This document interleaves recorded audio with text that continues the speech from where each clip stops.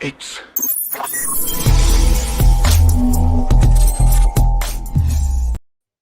Hey guys.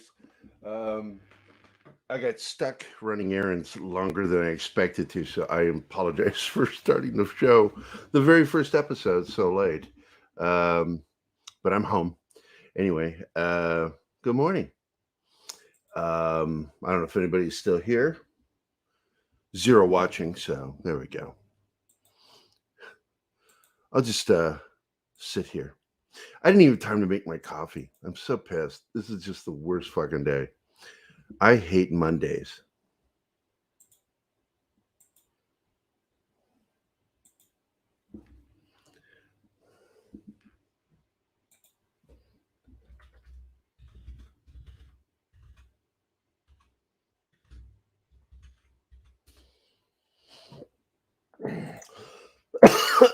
Oh man, what a day already.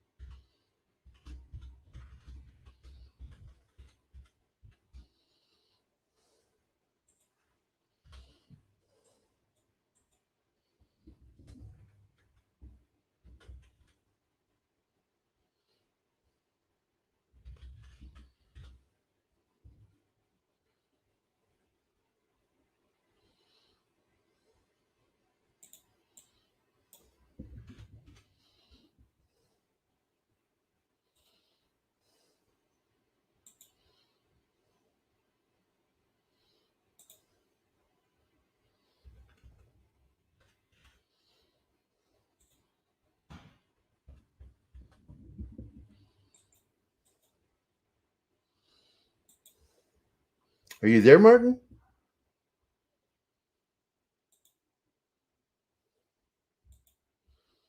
I'm not hearing you or seeing your avatar. I hope so. Oh, okay. Yeah, I'm trying to get people back. I'm like, I cannot believe Lowe's had lines that long today. I have to. I had to go pick up fencing because of the farm.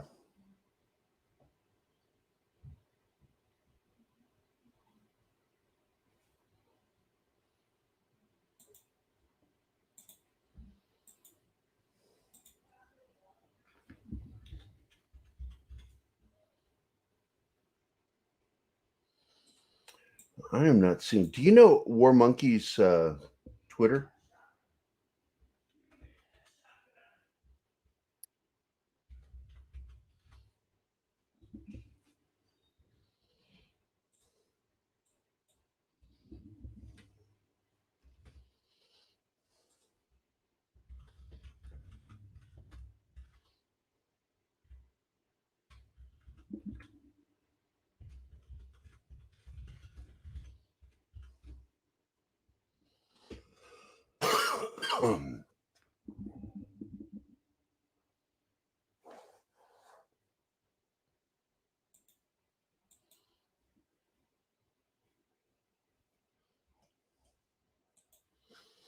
There you are, War Monkey.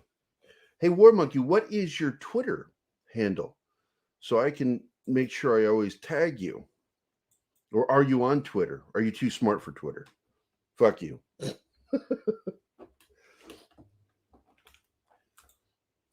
Oh, there you are. Now you're showing up, Martin. It's that goddamn Mexican internet you got.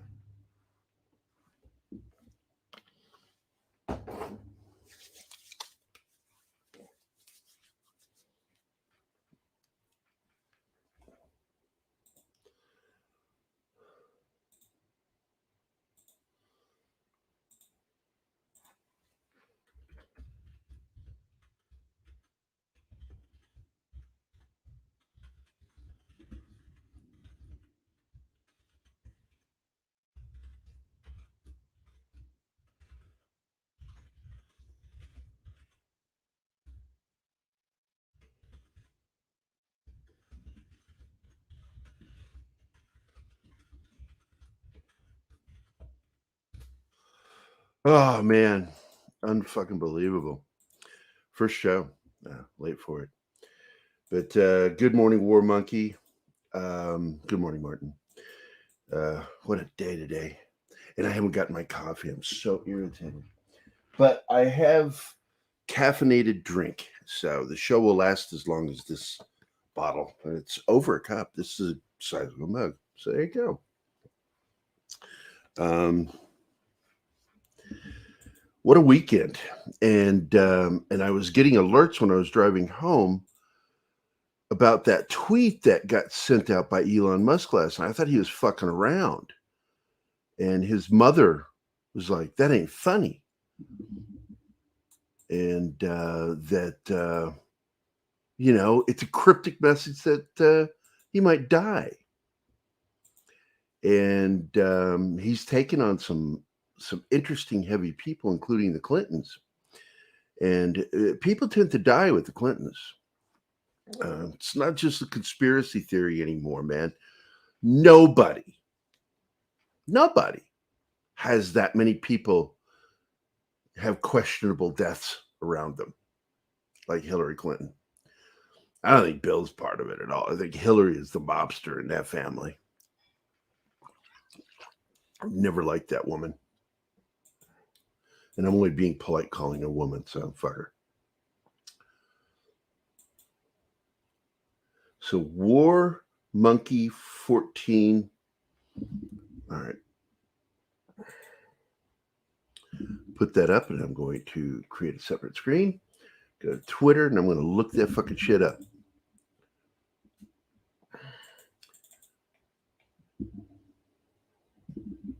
It's so weird, because through my career, I know probably 1,000 people. In my life, I have a few hundred close friends since I was a kid. And yet on Twitter and doing these shows, I've gotten to know so many more people. I'm like, I didn't think the human brain could retain so much information about so many damn people. Nobody else think that weird?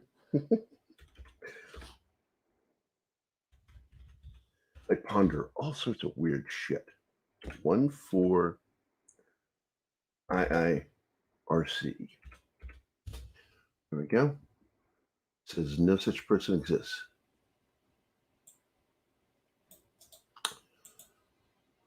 Let me put an ant in front of it.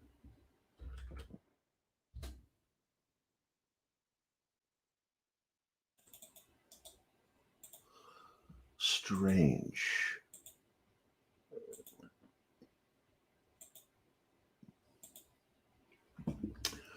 Well, I'm going to tag you and see what happens.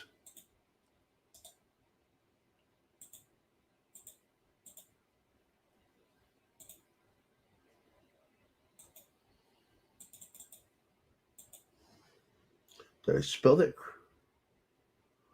correctly? WARMONKEY 14. Wait, is there a space between the 14 and the IIRC?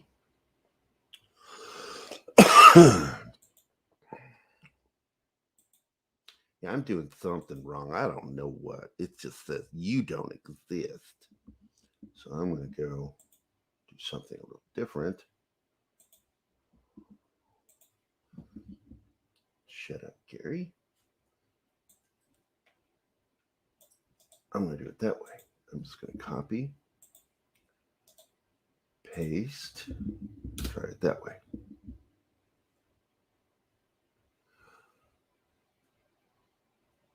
And then I'm going to share the screen and I'm going to ask you, is this you? It sounds like one of those woke assholes. It's like trying to get you canceled. Is this you? This one. Is that you, War Monkey? Is that you? Says you follow me. I'm going to bet it is. So I'm going to follow you back.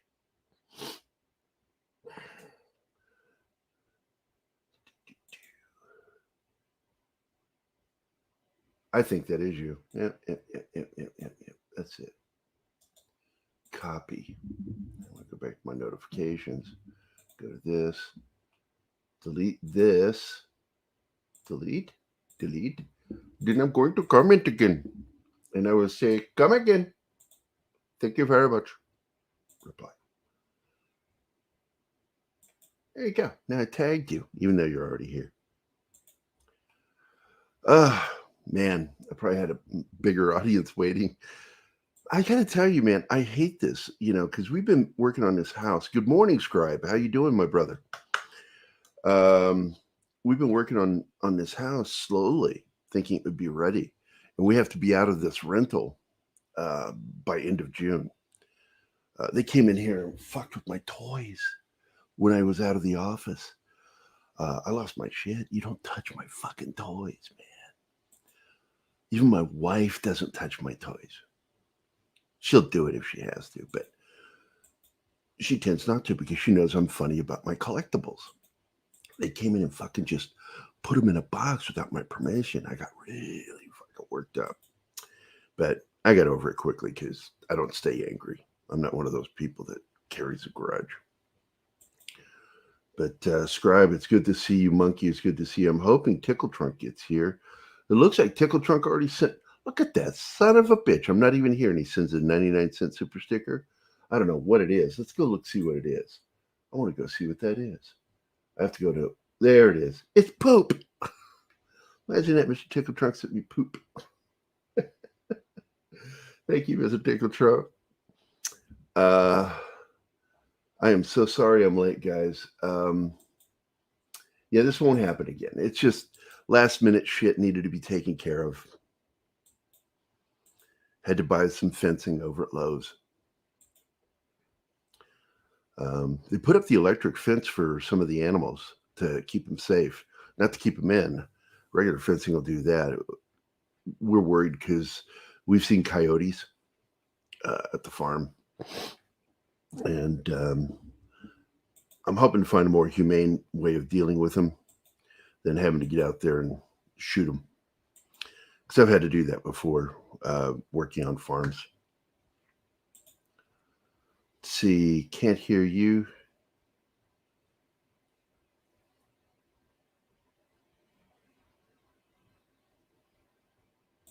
Let me check.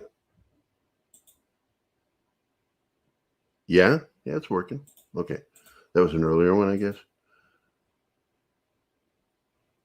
Oh, you can't open your mic. Oh, that's okay. Don't worry about it. Yeah, I'll put you to the back if you want, buddy.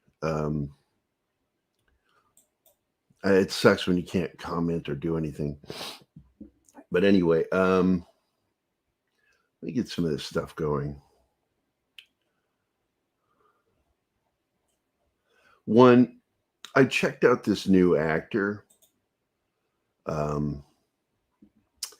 am really unsure about this guy being cast as Doctor Who. Shooty. And I was told that that's how it's pronounced.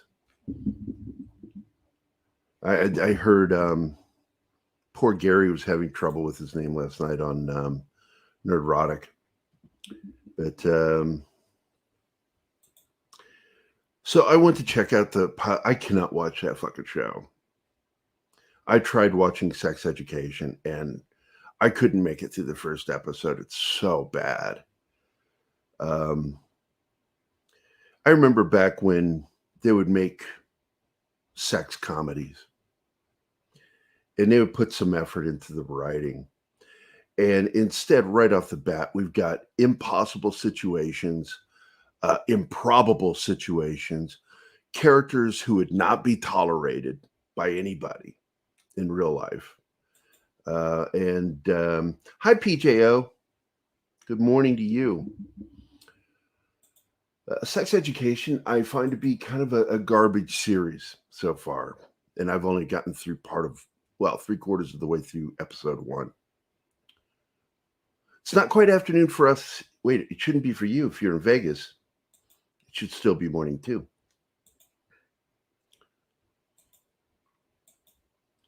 So, but Scribe, did you catch that Elon Musk post this morning?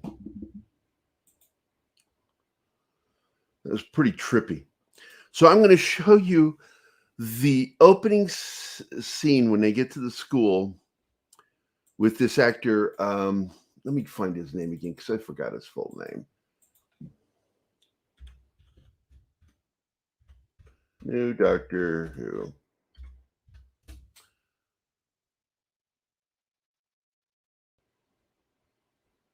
Nishudi Gatwa. That's his name. Nishudi Gatwa. And I don't know, maybe he gets better through the series, but I don't think I can stomach the series to give an honest opinion on this guy's acting, because I really fucking hated this show. It was not what I would call good. And of course, I want to show the graphic I did for the show. Here we go, this morning's show. And maybe he is good. Maybe they saw something I couldn't see, but I was not impressed. One, I hated the writing. I thought the writing was just dumb and insulting. But here we go. I'll give you some quick 6-second clips. Is that Tom Baker? Yup. Captain of the Warhammer Society. His balls finally dropped. That's him on the right. Great dialogue, right? Yeah, I keep telling you, man. Everyone has had sex over the summer. Everyone except you. Yeah, I keep telling you. I got to tell you, nobody's ever had that conversation. You. And you. Excuse me? I gave 2.5 handjobs to that guy I met in Butlins. 1.5. We got interrupted. 2 check boxes right there. 2 check boxes. We now know. We don't know who he is as a person, but we know everything about him that they want us to know. Virtue signaling. Super surprise karaoke. So, I'm exactly a player. Yeah, at least I can touch my own penis.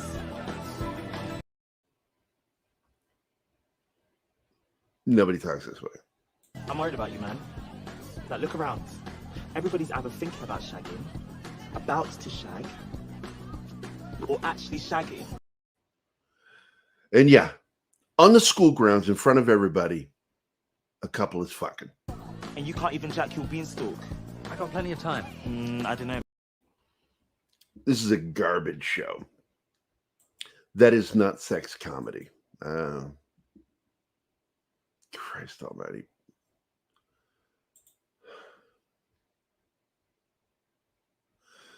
Yeah, I'm not impressed with what's going on because Russell T. Davies brought Doctor Who back. And some of the, one of his best writers was Stephen Moffat. And I wouldn't mind seeing those two together, but this is not a good sign. Sony has taken over. They bought Bad Wolf. They own a controlling interest of Doctor Who. though BBC clearly still has a seat at the end of the table, probably way far down, but they're making waves. And I suspect that one of two things happened here, War Monkey. One of two things happened. Either Moffat and Sony have cut them off at the pass by using a checkbox to hire somebody that they can't bitch about, or secretly Russell T. Davies is woke. It's one or the other. I'm hoping he's not, because he's never shown sign of being woke in his writing or his show running. And good morning, Deleted Scenes. How you doing, my friend? I don't know, man. I see Legends of the Brave stopped in too. Hi. Good to see you guys. I'm hoping that the word gets around that I finally showed up like an asshole. Yeehaw. That Gerry man, he's so funny. I'm going to pull a Keith here. I'm going to be late to his own funeral. I'm always on time. So that's why this is so weird. Hope everybody is forgiving to me, even though I probably don't deserve it because I'm kind of a dick. But I'm not out.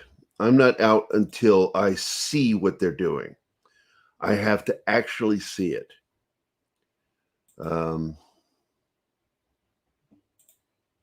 I don't know, man. It's so hard to really wrap the mind around some of the shit we're seeing. But it wouldn't be the first time that, look, I work for comic guys.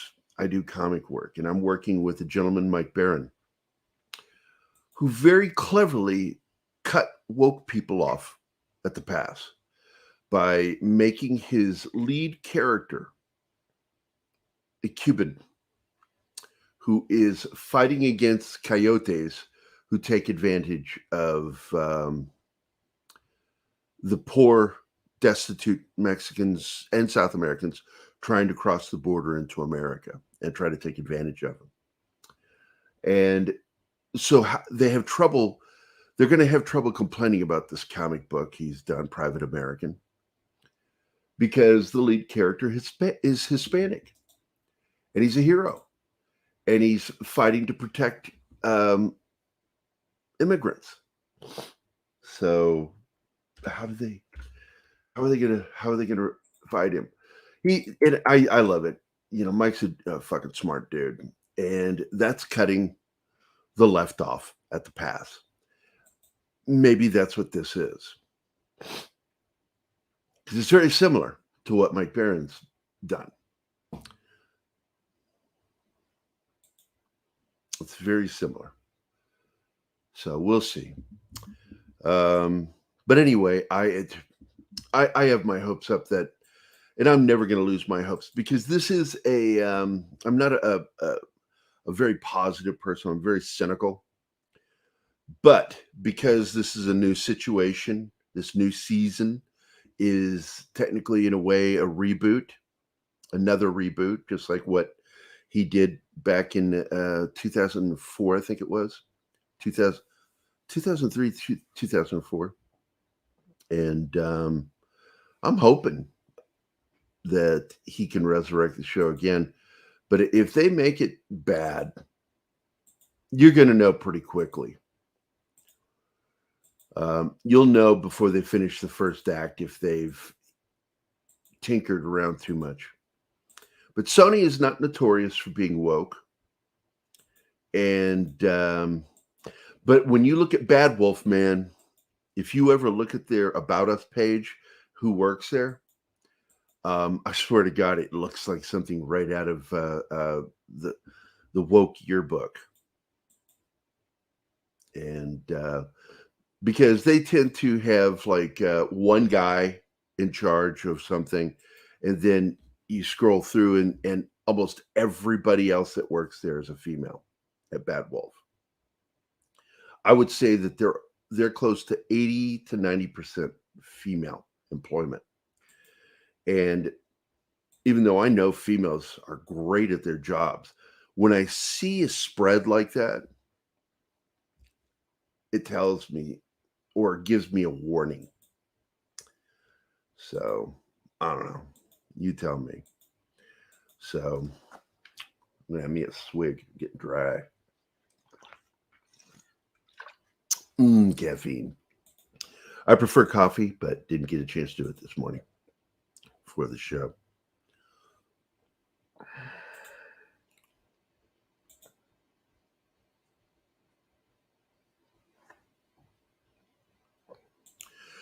Well, look, there could be a clause. You're saying this, and I get it. I didn't like it either.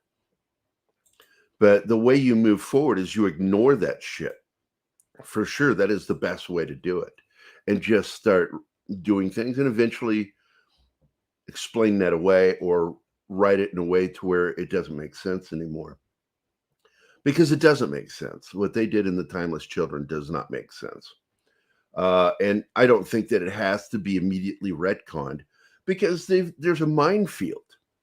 When they took over this contract to do the show, I'm going to bet money there has to be a contract in there. And in fact, there has to be a contract with that in there, stipulating that they have to walk carefully. But we do know that Chris Chibnall, that piece of shit that he is, he definitely said in his comments that he believed that Russell T. Davies will undo everything he's done. He will find a way. Well, that's exactly, what we're probably not going to see. Look, man, you can wish in one hand and shit in the other. You got to face reality in this. The reality is contracts exist. And if that's in the contract, they have to be careful what they do. The only way they can retcon it is that they probably remove the BBC from this. And that might come with time. Because from what I understand and what I've heard is that there's a good chance they're going to lose their fucking license within the next 2 years. Because they don't make money, they lose money. And they're going to have to make their way. And if they don't make their way, they become obsolete and will be either shut down or they themselves will be retconned. But we have to be realistic about contracts, because I have to work with contracts all the time. I know the legal angles of these things. And like I said, I think that this could be Chibnall cutting the lefties over at BBC off at the pass by hiring someone of color. They're going to have trouble complaining.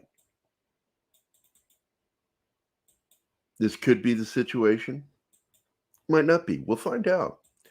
When we start seeing leaks coming off the set, and they will, I guarantee you, Doomcock, Gerry over at Neurotic, Midnight's Edge, my buddies Andre and Tom, I guarantee you they're going to be on it. And of course, I'll be talking to my source and seeing what he knows, because this is part of a studio system he worked for, Sony. So I guarantee I'm going to fucking find some stuff out. But until we start seeing this stuff, this is all just, we're all being knee-jerk reactionaries. And I'm telling you, don't knee-jerk, watch. And the only reason I'm saying this is a new game. And Russell T. Davies resurrected Doctor Who previously. And I think that there's the potential for him to do it again. My concerns are when Sony took over and we were all told that they want to marvel Doctor Who's universe, making it bigger, more cinematic. That's a little concerning, but it depends on how they do it, and we'll find out.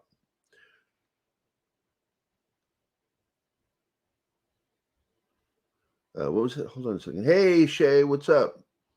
or Che. I don't know how you pronounce it. Che. Mario Van Peebles in 3 was awesome, at least. Movie could have been better, though. What are we talking about there? Did I miss something?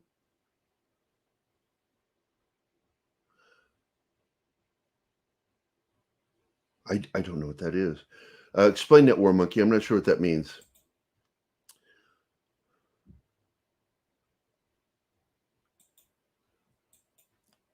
One, I don't trust Screen Rant. 2, if that happens, I will never fucking watch it. He's a piece of shit. He's a leftist cunt.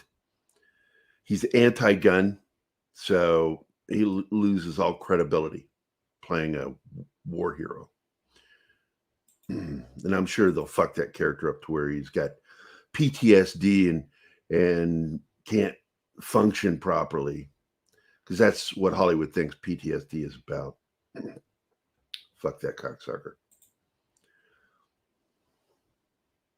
Okay, the like button is Chris Rock and you're a Will Smith. I like that one. Thank you, Legends. Slap the shit out of it. I am looking forward to Highlander. Henry Cavill, he just he's a cool fucking dude.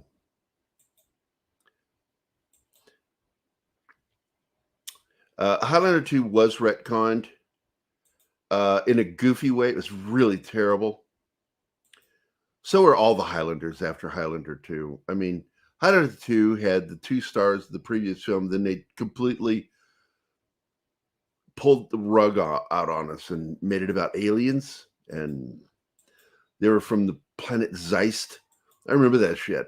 I was like, what the fuck? Sitting in that movie theater watching that going, why are the effects so bad? They were better in the first movie. Oh, Highlander 3. Yeah, I did not like that film. I did not like any of those films. First film is the only one I liked.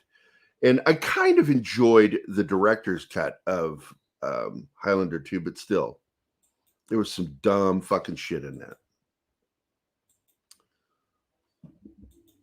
I think that we're going to probably get a better Highlander adaptation from the original source material that Mulcahy worked on, created. I'm not saying he's a bad director, but he's not a great director. He really isn't. He was really good at music videos. And a lot of guys come out of either commercials or music videos in the late 70s, early 80s. Ridley Scott, Tony Scott, a lot of these guys, and of course Russell Mulcahy. He did really that creepy vampire video for Kim Carnes. I don't know if you guys remember that song.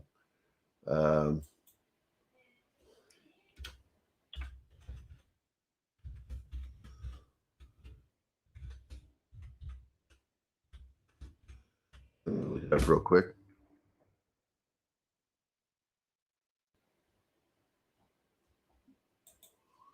All right, here we go. Going to song facts. He did Betty Davis Eyes with Kim Carnes. But what was that?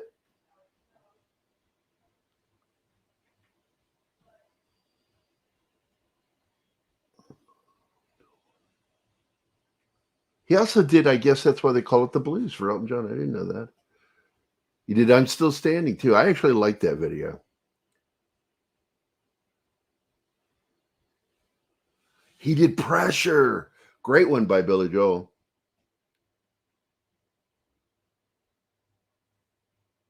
There it is. Bonnie Tyler.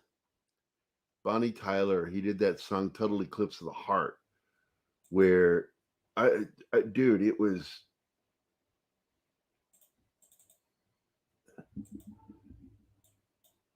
I'm just gonna share this real quick. Share screen.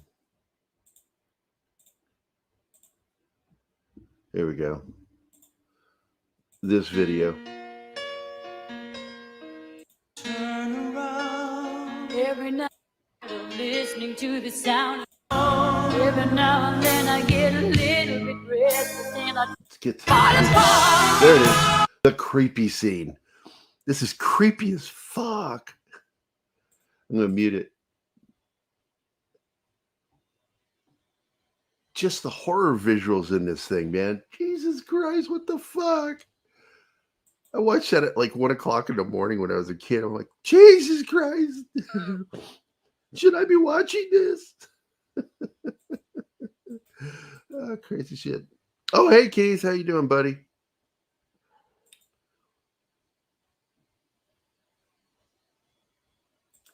That song always on playlists. It's a great song. Yeah, it's a great song. Kim Carnes, shit. I also like that other song that he did, with Kim, with Bonnie Tyler. I mean, Betty Davis' Eyes. What a classic tune. I'm an 80s guy. I loved, it's not just because I grew up in the 70s.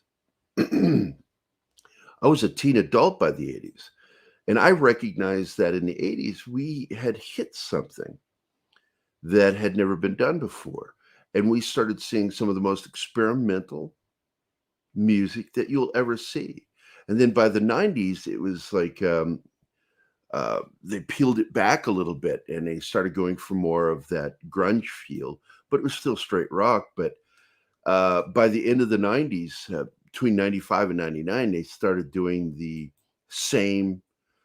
Most of your pop songs sounded very similar to each other. And then by 2000, commercial music was garbage. It's like 1 out of every 100 bands my daughter would listen to. I would go, oh, there's something. Like as weird as they are, I like that one band she listened to. Oh crap, I forgot their name now. They had a very retro feel to them.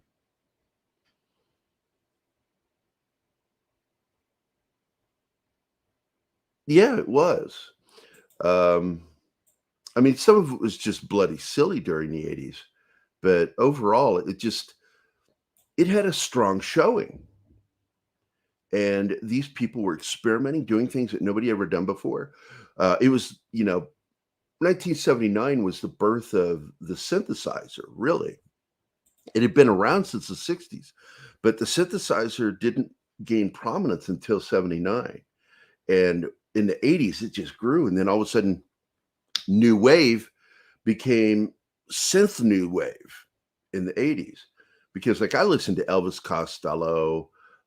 He was like one of my favorite. The Police. They were the new wave. But then in the 80s, synth new wave came out, and you got all these different bands, Flock of Seagulls in particular, that were heavy on the synths. They still had great guitar stuff in them. And if you ever watch Professor of Rock, who's one of my favorite shows to watch, he sits down and breaks down like these hits from a lot of time, either the 70s or the 80s. That's what he works on, is what his favorite music is. And of course, the 70s gave birth to the 1-minute intros with Southern rock and other, prog rock. Prog rock was notorious for the 1-minute intros, as were some other rock bands. And The Who would do that shit, 1-minute intros. And that had an impact on me. So when I did my own music, I would have 1-minute intros for a lot of my songs. And I can legally show that. Here. My channel. All right. Videos. What's a good one? This is a good example. Let me do a share screen, share audio. And this gives you a really good idea of what inspired me as a musician myself.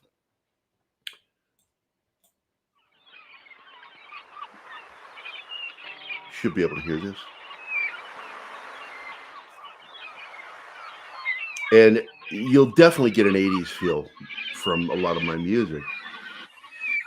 Yes, I love the Police, Lindsay. They're absolutely top of the list. Peter Gabriel.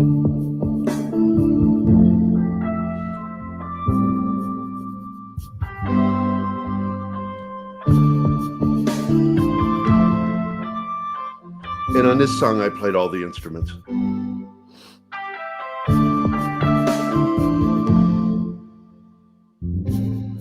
But it already has that 80s feel to it.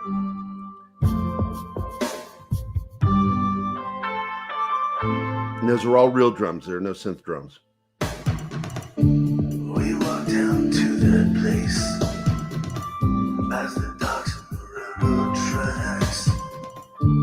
We could see salt and birds, the lips, elbow boats, broken backs.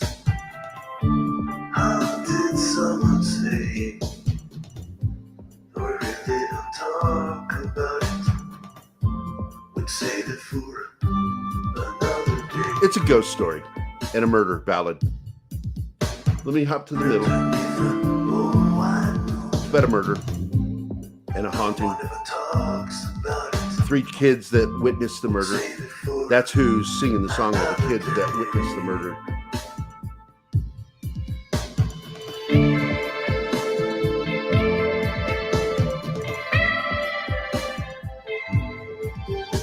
A lot of reverse instruments played backwards, the strings. Yes, Peter Gabriel is a genius. He is probably had the greatest impact on me as a musician. Him and Phil Collins. Here we go.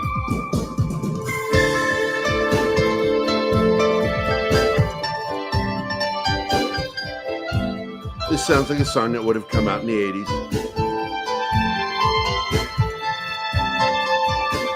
And yes, I'm a good pianist.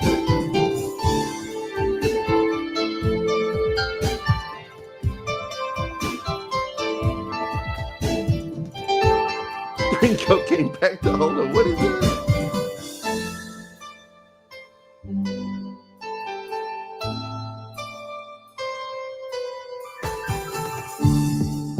We returned to that place. But anyway, that's the song. And you can hear, I do a 1-minute intro on that. Let's see what else. I have another song I think I do a 1-minute intro on. This is actually an instrumental, so it shouldn't count. Ooh, I know. I wasn't yesterday.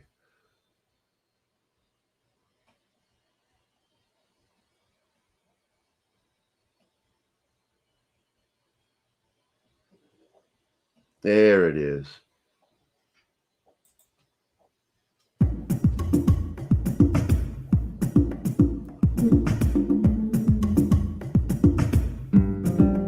Hold on, put that back up. I was reading it. Thank you. I've read Tony Levenhead made bass lines for a new PT, but it could take. Well, with Peter Gabriel, Jesus Christ, nobody takes a break like him. But speaking of Peter Gabriel, here's that 1-minute intro I'm talking about. We're already at 30 seconds. Now, when it transitions from the intro to the song, you will hear my nod to Peter Gabriel.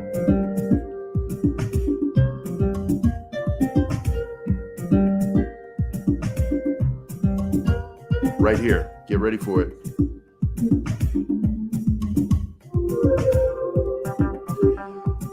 That's Sledgehammer.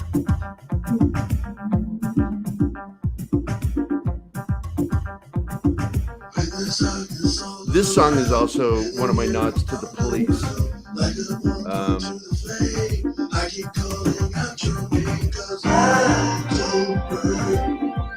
If you guys have never heard my music, welcome to my music. Let's skip ahead and you'll start hearing the police horns.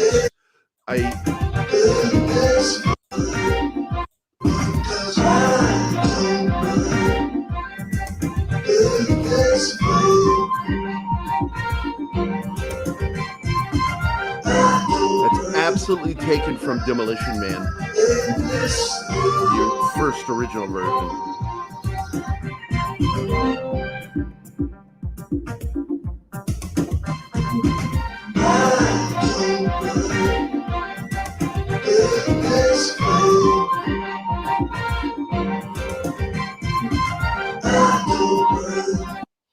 And you can find my music on Amazon. It is available on iTunes. There are other music websites you can search and find it. It's Cohen's Ghost. Right up here, see it? COHEN''S Ghost. And that's my music. And it is on Amazon. You can actually buy my albums. I still get checks every month from people. I never advertise it. I'm usually found by people who are either musicians themselves who like the way I write my music, or females. My biggest sales are in France, parts of North Africa, and South America. I have a lot of sales in South America because I do a lot of drumming. I'm a drummer. But bet you didn't know that. Nah. Anyway. Let me get caught up here. Maybe one day he will release an album. Yeah, I was pissed. We had to wait from early 90s all the way into the 2000s before he released another album.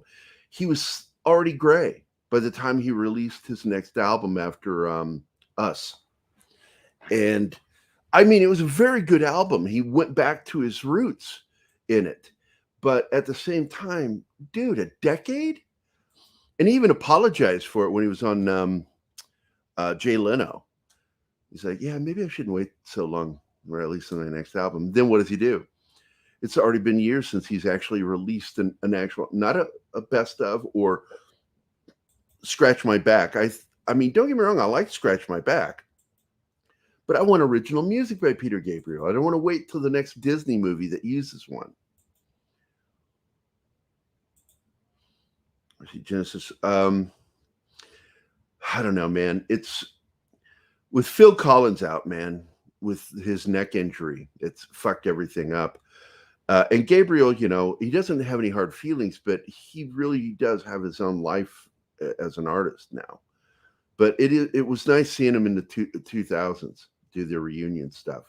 But I think that was the last we'll see of it. I mean, you can cross your fingers and hope, but I have my doubts. Shut up, Jay. Jay, I know you've heard the story that I blush. I can't stand going to titty bars. The Catholic boy in me pops out and my head shrinks down. And I don't mean that in a sexual way, pops out. I duck my head. I can't look up when I'm at a titty bar. Just, I don't know why. What's wrong with me? I tried it in the military, couldn't do it. Tried it later when I was with a company that was paying for us to go to a titty bar. And I'm like, are we legally allowed to do this? And one guy got stuck with the bill and then he got fired over it because the titty bar name showed up on his card. So he got fucked over. And he's still a friend of mine. He really got fucked over by the company. And everybody was laughing because I wouldn't look up.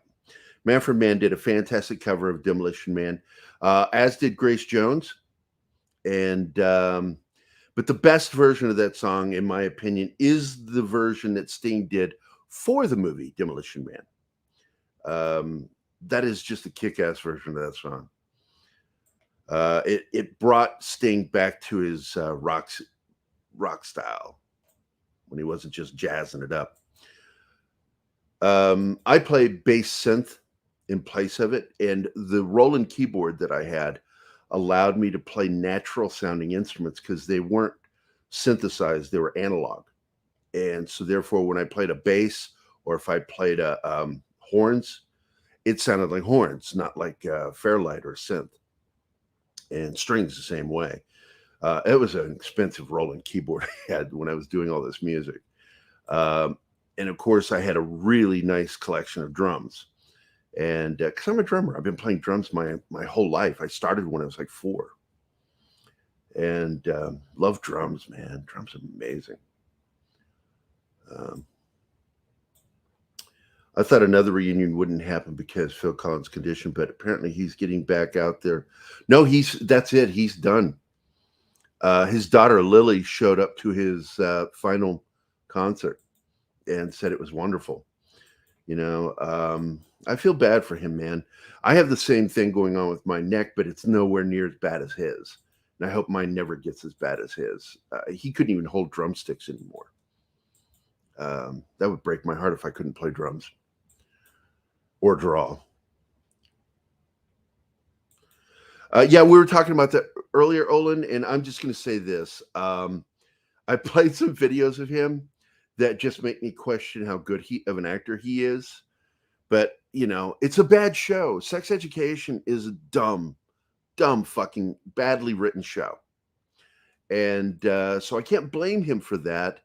And he's really playing your stereotypical gay character, flamboyant, saying sassy things. And, it's hard to show your real acting skills when you play a caricature. And that's what that is. It's a caricature. So, and I couldn't stomach more than 3/4 of that episode. I had just turned it off. The writing was so bad. And what they consider to be sex comedy is just repugnant. And unrealistic, completely unbelievable show. But I don't know, maybe Russell T. Davies sees something, but here's what's more important, what I said earlier, and I stand by this. One of the ways that a lot of people have found to cut off the wild, crazy left is to placate them in a way that they offer them nowhere to go. And hiring a person of color is definitely a way of cutting them off at the pass. And of course, the woke aspect of this is of course the BBC.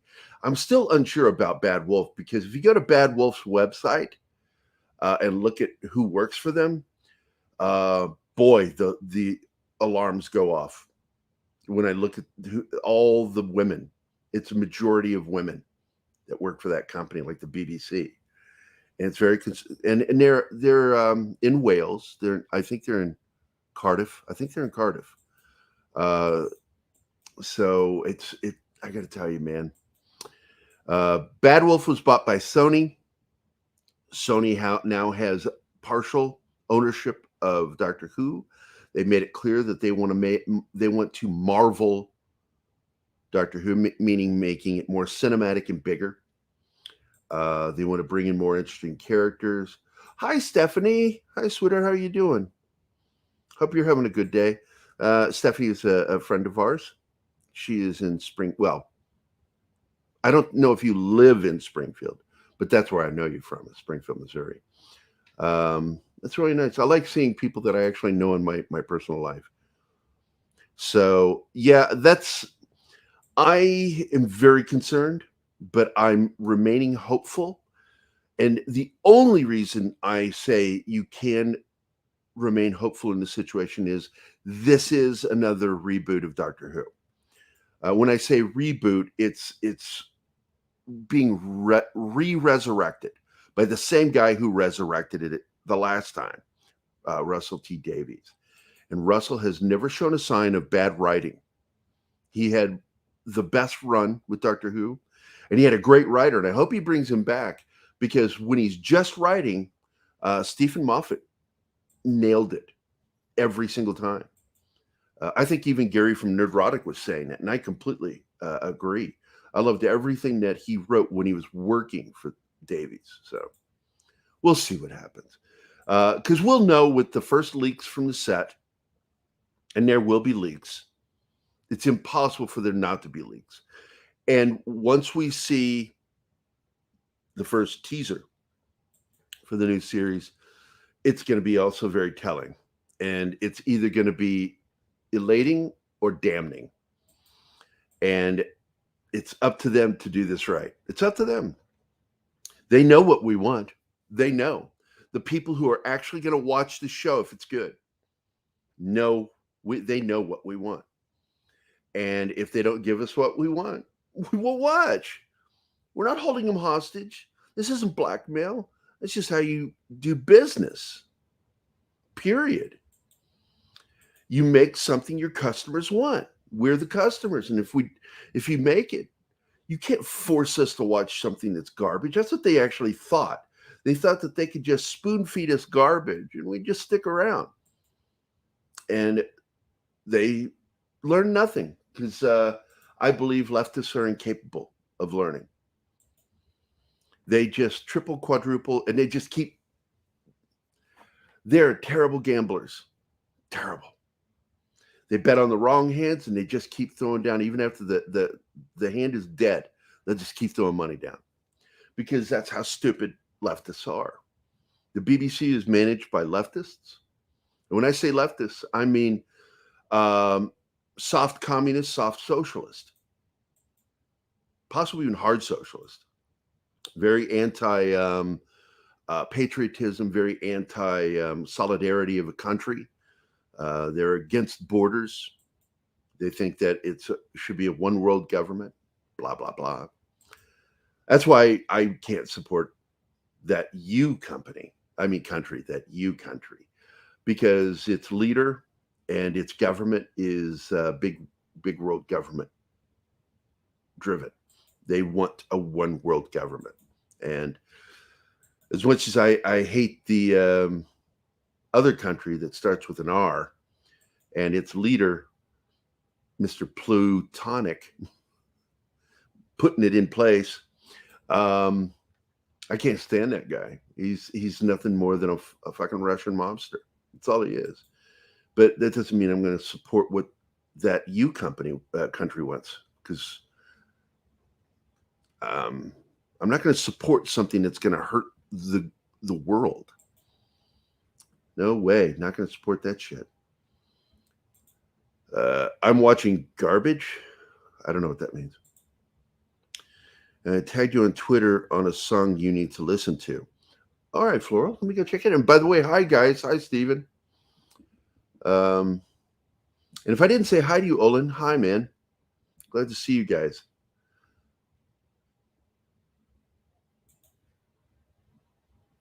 Yeah, thank you, Stephanie. Nice software, Stephanie. I'm sorry. I just had to say that because I love that movie. Number 5 is alive. So let me go see what you tagged me on. I swear to God, if this is porn, Floral, I will love you forever. Let's see. Johnny Depp, Amber Heard. Okay, hold on. Is this safe to... I used to be respected. Okay, I'm going to play this. If I get shut down over this, I blame you, Floral.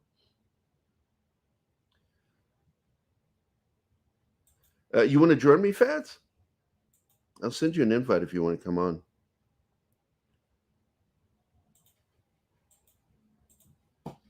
Let me send you an invite here. Where you at, boy? Let me find you. Where's Fat Steve? There you are. There's Fat Stevens. I'll send an invite paste. Boom, baby. Yeah. Now you've been invited. Yeah. Yeah. All right, let's get this thing going here. What do we got here? I hate these pop-ups, man. Moved all the way back. I used to be respected. People took me at my word. Then I became a lawyer representing Amber Heard. Objection, hearsay. Oh my God, I don't have a case. Objection, hearsay. Now I'm ashamed to show my face. Well, I'm a famous movie star, yeah, life is always fine. I sit down at my penthouse drinking mega pints of wine. Objection, hearsay. I don't know why we ever wed. Objection, hearsay. Who the hell poops in someone's bed? I object to everything. I may have an infection. Cause I say I object. The judge says That was your own question. objection, hearsay. Court isn't supposed to be this hard. Objection, hearsay. How did I ever pass the bar? Well, just one final question, sir, and this one has been prepped. What is your name? My name is Johnny Depp. Objection hearsay. How can you prove that that's your name? Objection hearsay. Looks like we win and you are lame. Objection hearsay. Objection hearsay.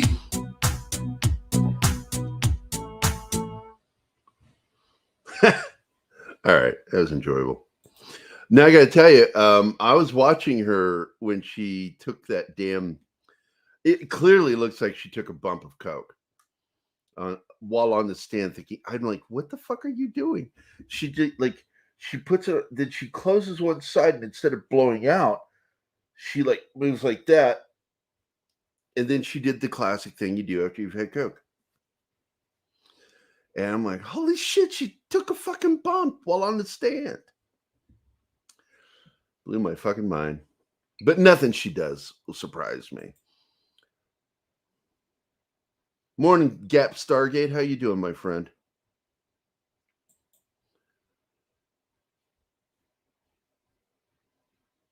Yeah, I shared it on Twitter too. Thanks for sharing it with me, Floral. That was pretty fucking cool. Yeah, the panel is just me right now. I was going to have Noel from one of the Doctor Who channels that I like to watch, a wee Irishman. But I was too late. I was late to the show today because I had to run errands. And I got stuck in line at Lowe's. And when you go to Lowe's and you get stuck in line, you're fucking stuck there, man. A lot of people buying shit right now. There's Steven. How you doing, buddy? I ruined your coffee. I'm sorry. I didn't get any coffee. I was in such a rush to get back home. You were false advertising on your thumbnail? This is caffeine. It's still caffeine. Oh, okay. Caffeinated.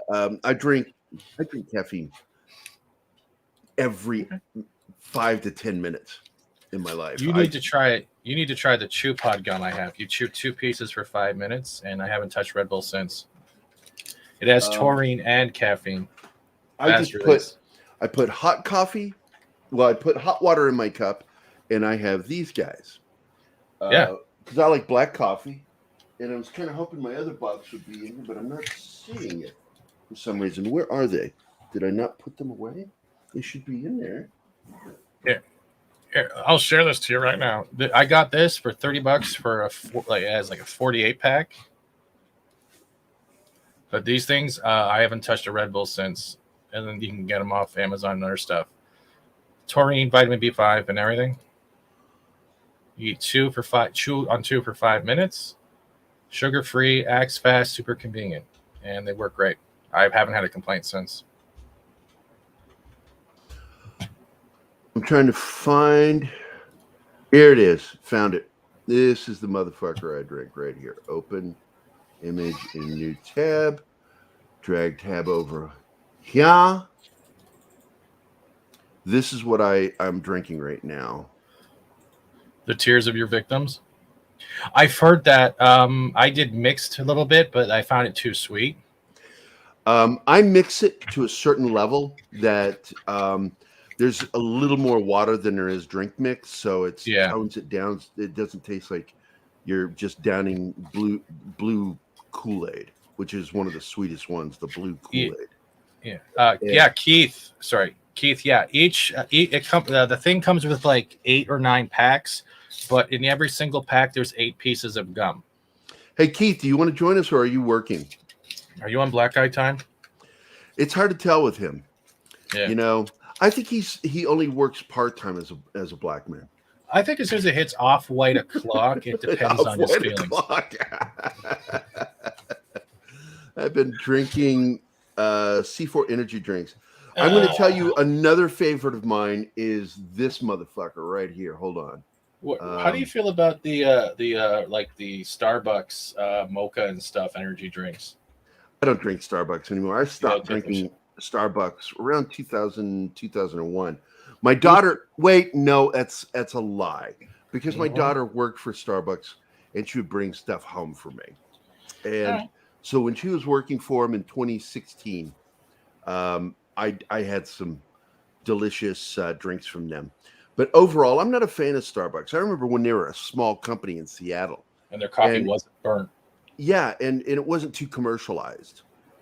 And but here I wanted to show you this other one. This is absolutely one of the most delicious drinks, and I owe my stepdaughter Dava for this because she introduced me to this delicious fucking concoction. Gary, two things. Key says he can join, and secondly, I totally forgot to say this yesterday. Happy Mother's Day. Thanks, buddy. My Your daughter mama and a daddy. I know. I saw the post. It was good. My baby girl, I just love her so much, and she knows it. She knows how much I love her. She is my little baby, my princess, and no matter how much of a twat she can be sometimes, and she laughs when I call her that because she knows I don't mean it. And she knows I'm just teasing her, ribbing her, and I send him a link. Sorry. Yeah, you want to hold on? I've got I can do it. Yeah, just go ahead and do it. All right, that's what I was asking. No problem. Thanks. I can do dumb stuff. So I wanted to get back to this damn thing and find a good image. Here's a good image right here. Here we go. Hello, I'm clicking on it.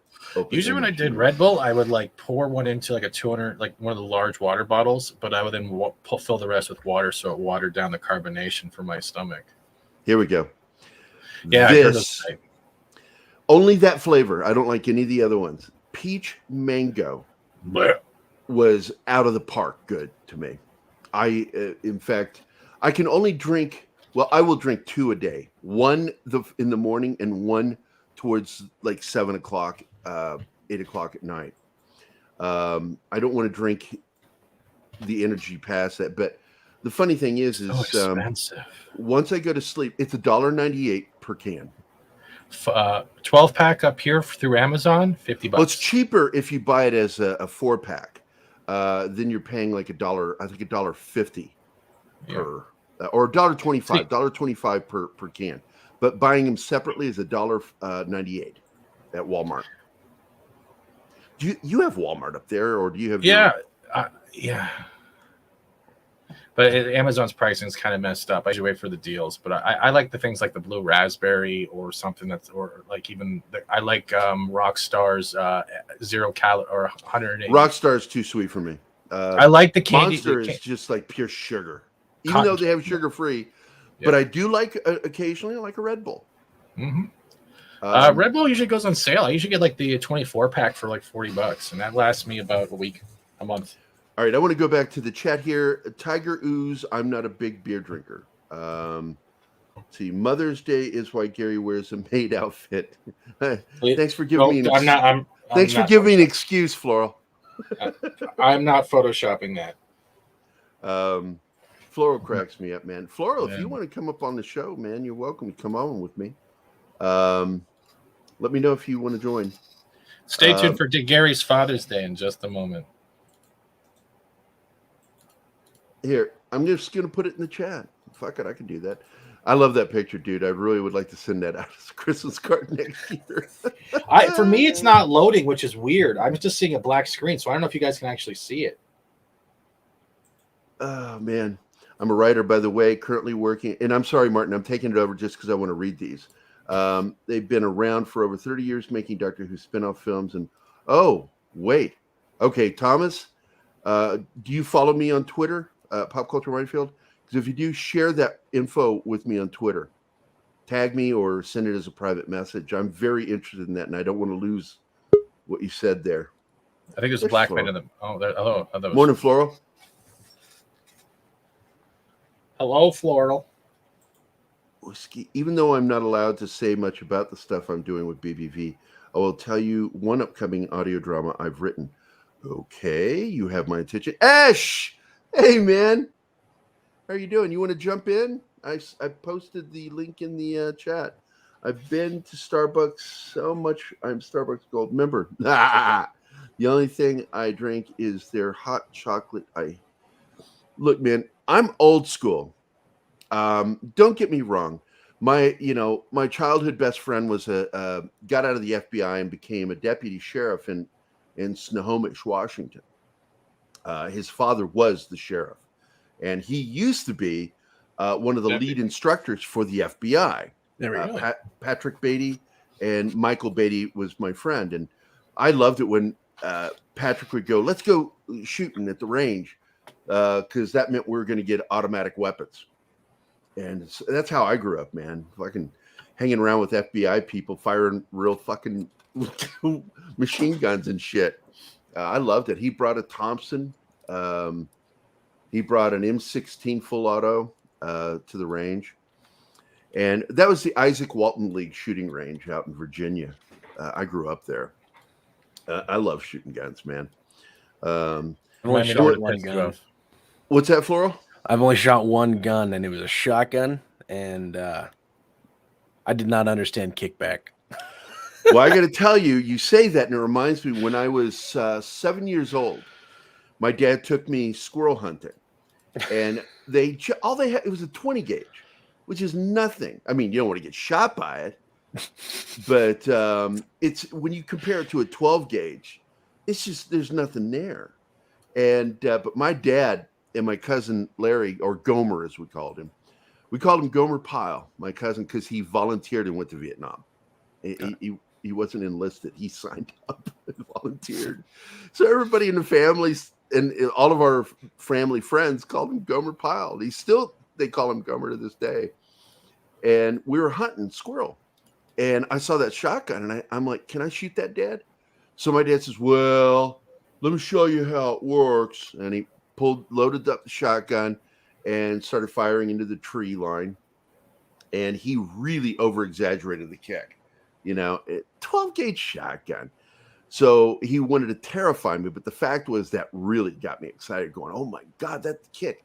And then I fired it, and the kick was nowhere like that. And I kind of shot my dad a dirty look, and he goes, "Well, I tried to deter you from wanting to shoot it. That's all. That's all I was doing, buddy." I'm like, I didn't say "fuck you," but that's what I felt. Yeah, no. When I did it, it was just shooting a glass bottle at a rock quarry. Where, well, you're probably shot a 20 gauge.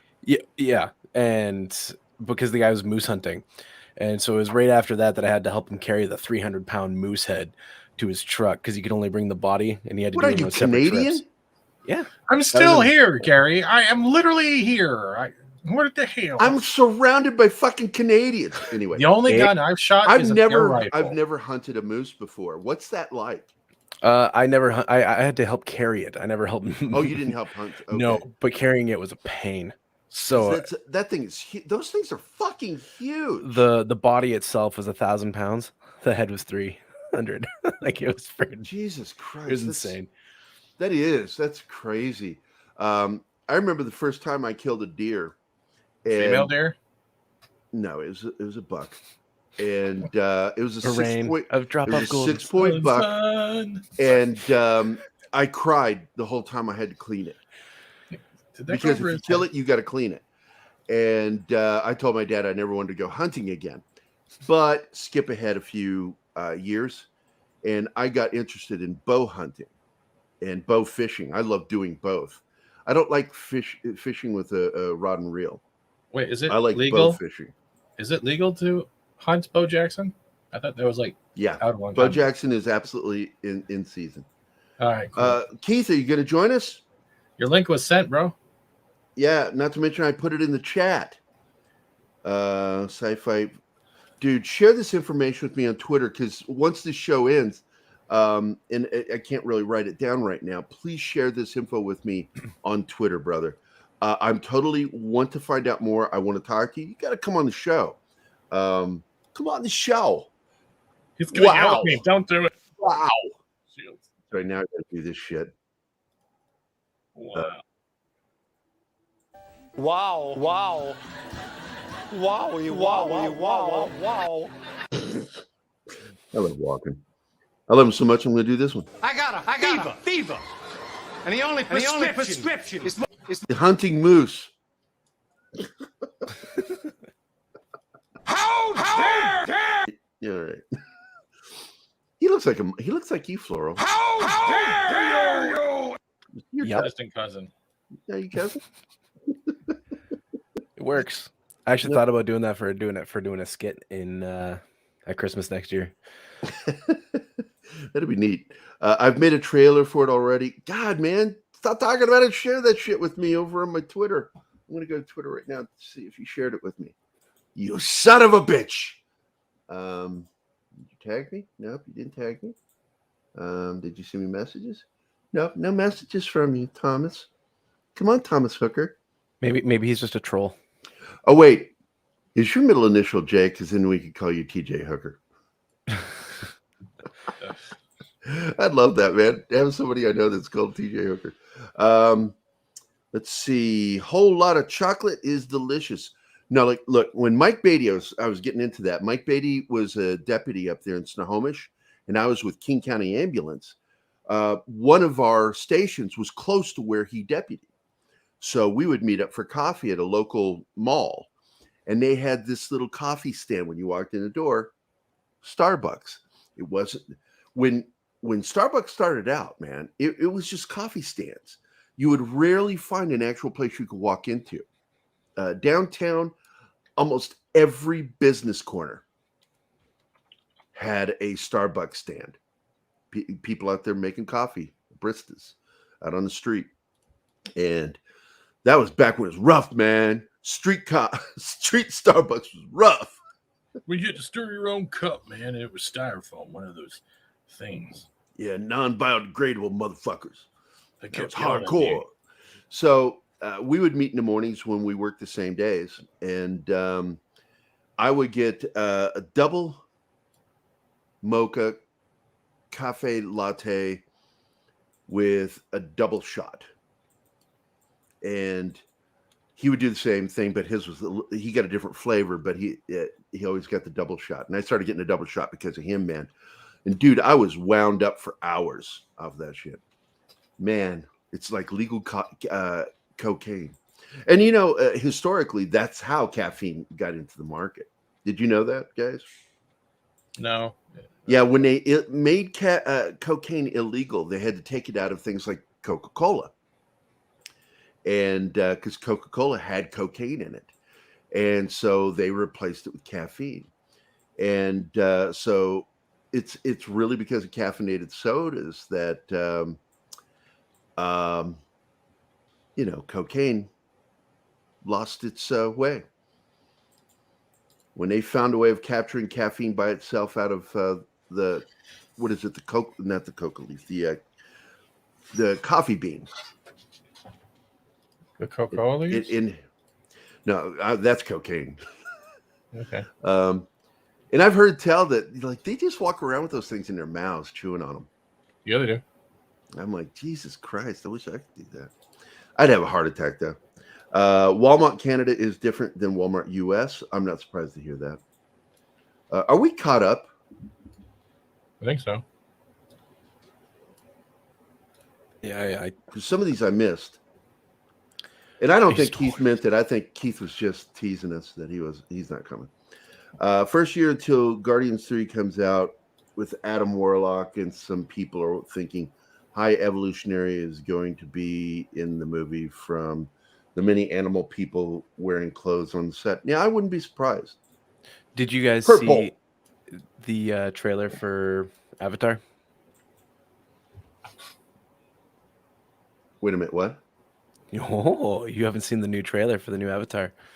For the new Avatar by James Cameron or Avatar the Last Airbender? Smurfs in water. Yeah. Oh. Tail sex and Avatar. Is it bad? Is it bad? No, it's not bad. It looks visually good. There's like one line of dialogue in it that you're just like, yeah, okay, so this is Avatar. But what was the one line? This is Avatar? No, it was at the very end of the trailer. I'm not going to play it live because I don't want to get. So you're playing it. So I'm going to play and watch it while we're talking. We can hear it. Okay. You may as well. Yeah, you may as well just play it. I paused it. Nope. We'll EFAP it. I'm not fapping anyone who was watching. I want at least some flowers and candy if you want to watch me. Purple, you're welcome to join us too. Especially if you want to talk about Doctor Who. God, it's so good to see everybody. Okay, who is that? Who just joined us? I don't know. It's a black guy.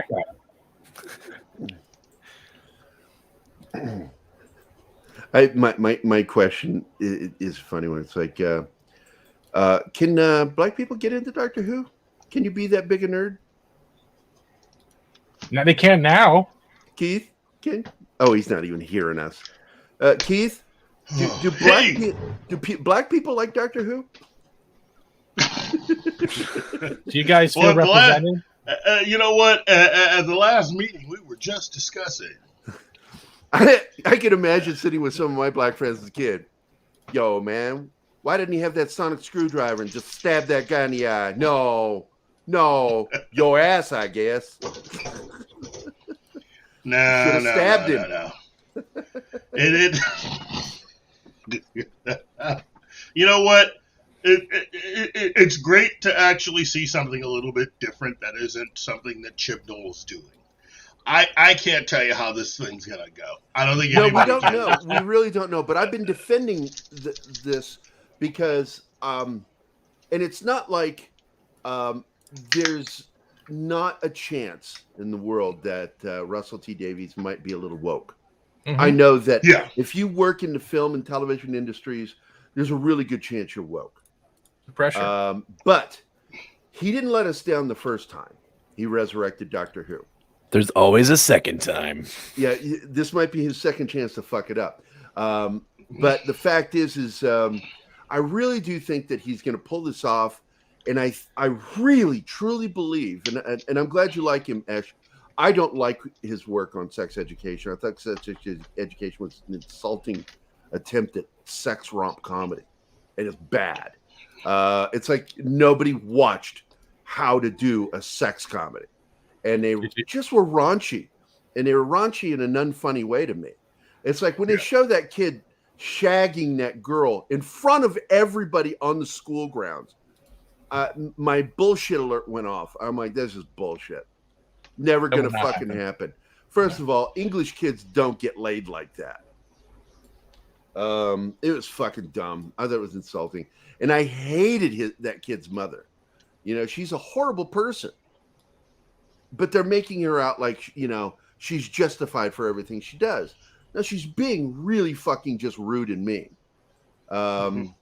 So, no, I didn't get into that first episode. I got 3/4 through, and I'm like, I can't watch anymore. Gerry, I cannot stomach this shit. I understand what you're saying with the whole pretense of being woke, but I'm going to flip over to the last Terminator movies and say it is possible.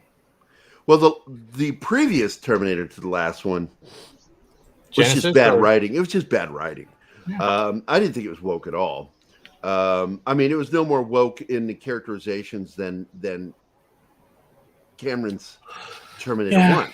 You can't write good for Justin Bieber. It's a sad thing. You know, the girl, what's her name, needed a better writer. Her character is not very well played out. She was not very well written. But Brett Cohen from Australia. Australia is Australian for coffee, mate. You know, you're gay coffee, Brett. You're gay coffee. I will say this about the whole Doctor Who thing. Sony definitely wants there to be a lot more. They want to grow the universe. MCU style. I didn't realize someone was here. So, I think Russell T Davies is capable of being able to walk that fine line between. I think he very well could be woke, but that he understands the character and he understands the audience well enough to try to give everybody what they want. I think he's talented enough to be able to pull off that balance. It's for how long and how much of an influence ultimately all of this going back to the BBC eventually will be. Because Keith, everyone seems to be claiming and dropping on wanting to be part of this MCU methodology, then why don't they just get away from the Doctor himself, focus on a different Gallifreyan that was within the Time War? That's the thing. But here's the thing. We already know how it's going to end. I totally agree with you. Okay, I totally agree with you. But here's the thing: the other thing that we have to worry about that is going to be problematic over the next few years is how many of these characters are going to get the Disney treatment of being saved from going into public domain. Not much. Not many. And No, if you don't have the Disney lawyers backing you up, giving you protection, then chances are you're gonna find yourselves exposed, or at least available to the general public. I think what's happening is that they're wanting to get away from anything that has been presented before, have all brand new characters, so you can reset the clock again, so that you get another almost 75 years, 80 years now, 90 years until you have to worry about anything. I think that's really what a lot of this is about.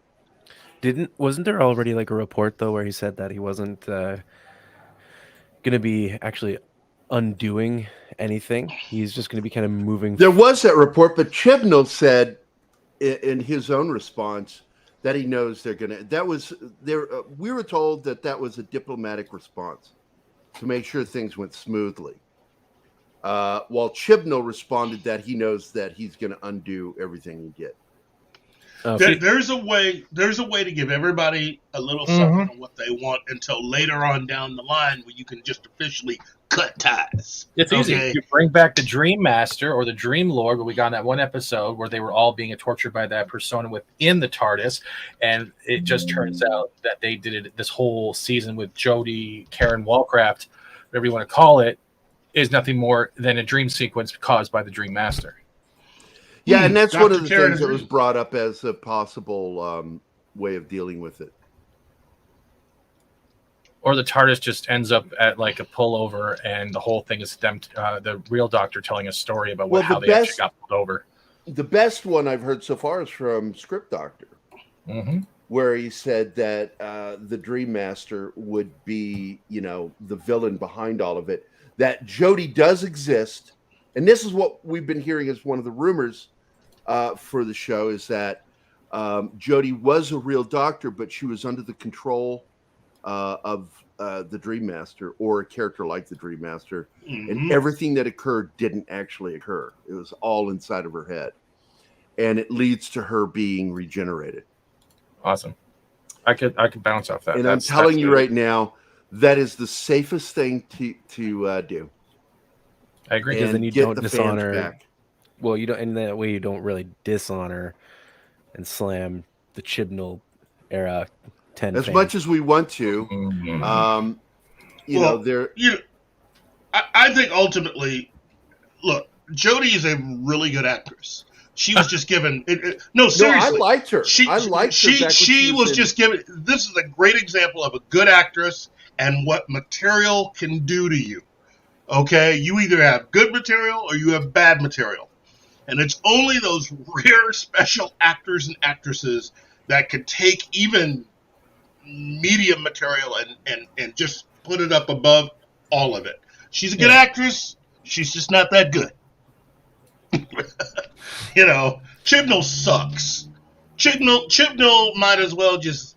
I can't see him getting hired by anybody outside of the BBC ever again to write commercials, let alone jingles, ever again. No, he'll go to Paramount. Well, first of all, his series, Broadchurch, the first season is the only good season. Their viewership kept dropping. And it's only because of his woke connections within the BBC that got him 2 more seasons. It had nothing to do with quality. And he could easily go to... Oh, sorry, I'm sorry. Well, it's okay. I was just going to say, the reason why season 1 was so good, and this goes back to another show on HBO, was because he adapted it straight from the book. He had source material that he was able to adapt. And sounds familiar. Yeah, that's what I'm saying. Some of these guys, Benioff and Weiss, are good at adapting They're not good at creating. Yep. And that's what we saw with that too. Which only makes what George R.R. Martin's doing to the fans that much worse. Yeah, fuck that guy. Which is what I've been saying all along. I caught a little bit of hell because I was saying, maybe George R.R. Martin should take a lot more responsibility for how all this ended up. Oh, no, Keith. It takes a lot for me to want to wish syphilis on somebody. Oh, God. And that's how I feel about Martin. I can't go that far. I'm just thinking the guy's having too much fun, having too much fun. The thing is, you've made all this time to go off and do all this other stuff. You can't come to me and say that you haven't had time or that you can't do this or you can't do that if you've made time to run out and do all this other goofy stuff. It's exactly like Neurotic said. Gary Beekler. You can't make any excuses for the guy anymore. If there's anyone still out there still making excuses for him, who still does not believe that he shares a large amount of responsibility for how Game of Thrones as a series went and why it went off, you're living in a dream world. Mm-hmm. Yeah, he forced their hand Mm-hmm. and forced them to do what they had to do. And again, I don't take away any responsibility from Benioff and Weiss. These guys should have known what they were doing. Okay, HBO knew that these guys didn't know what they were doing and surrounded them with a lot of really good people to help them fake it. But Martin, trying to play it off like, as soon as everybody started coming down on Benioff and Weiss, you notice Martin, he kind of backed up and faded into the weeds for a bit. Or started acting like he was one of the crowd going, yeah, those guys right over there. Man, dude, every year that passes, no. Yeah, I don't feel any different. But I was going to play this trailer. Let me do that. Prepare to be underwhelmed. Is this still showing up? Because it said that it lost connection. Do you still see it? We see it as a backdrop. Yeah. Okay. I see naked boobies.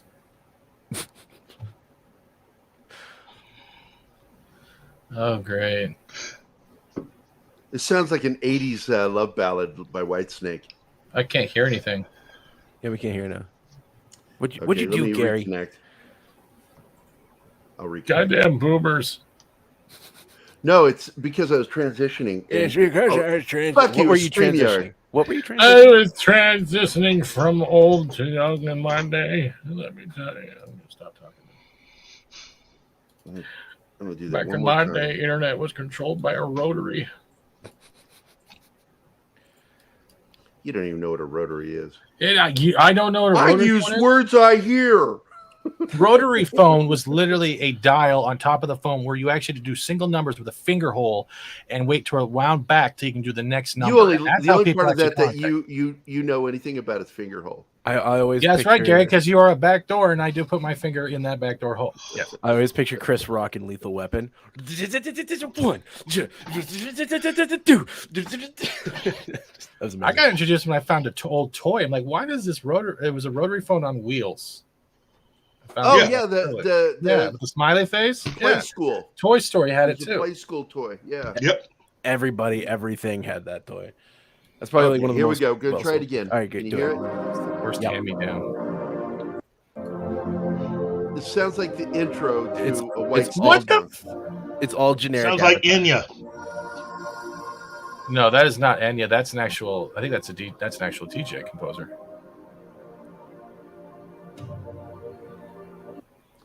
I'm Now, gonna do something wouldn't you want to go that might- fishing and catch one of those Hold things on. though?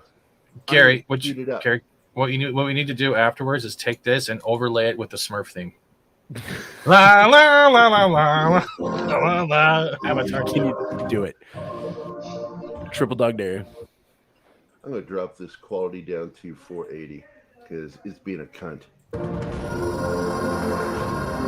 Here we get Smurf ass. this December. More humans and more ships. With more avatars and people. Who's the villain this time? I wonder. Pollution. Who could it be? Because Fern Stephen Gully. Lang was killed.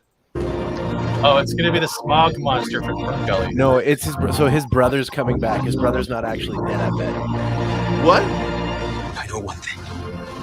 Wherever we go, I'm guessing his brother's not actually dead. his family. You know what? Fuck this movie. Because Well- it just said the word that I said I've had my fucking fill of people using it. Family. We are family. I'm done with that shit. AWOT, dude. You It's don't need AWOT. Avatar when We're you all have connected. The song is okay, but I am done with every fucking show. Star Trek, Star Wars. I don't give a shit. These fucking woke cocksuckers and their fucking use of the word "we are family." Actually, what Family you should do. Fucking rubs me the wrong What about Family way. Feud? Is our fortress. We are the fortress, basically. Oh, my we are the God. phalanx. That is so fucking weak. That is Yeah. just. That's weak sauce, man. That is weak sauce. Your kung fu is weak. I'm going to assume that his brother's not actually dead, so that's why you're seeing. But there's going to be a second Avatar, and that's why you have the haircut versus the not haircut. I'm guessing. Or it's Jacob himself. The It could be. technology used to create everything wouldn't stop them from actually cloning Jake. Exactly. So it's a evil. Hey, Martin, are Jake- you still I there? don't know. Hold on a second, guys. Martin, are you still there? Martin. Sorry. I don't know if you're Martini. there. So I feel like we're not getting caught up here. In a world where blue Smurfs run. Davies Doctor Who That's run what I was was gonna say. pretty woke, but not in a way. No, and this is something, War Monkey. You've heard me say this on the show. I will take your woke shit if you give me a good story, a story worth not just telling but hearing. I want to hear a story that engages me. And proof of this, and I tell people all the time, one of my favorite films of all time is the Battleship Potemkin. And what is that movie, Keith? Sounds like a Old boomer as, movie. old as F. Yeah, but it's also A communist. silent movie. Oh, It's yes, communist. yes. Communist film. I absolutely love that fucking movie. You know, Sergei Einstein is one of the greatest directors in the history of cinema. Hardly anybody knows who he is. And those who do know who he is only know one film.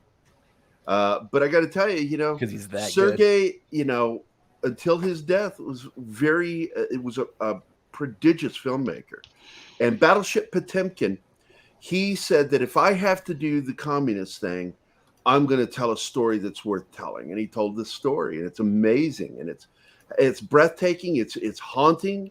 There was a scene in that thing that gave me nightmares as a kid, where the stroller scene on the stairs. Yep. I had nightmares of that thing for years.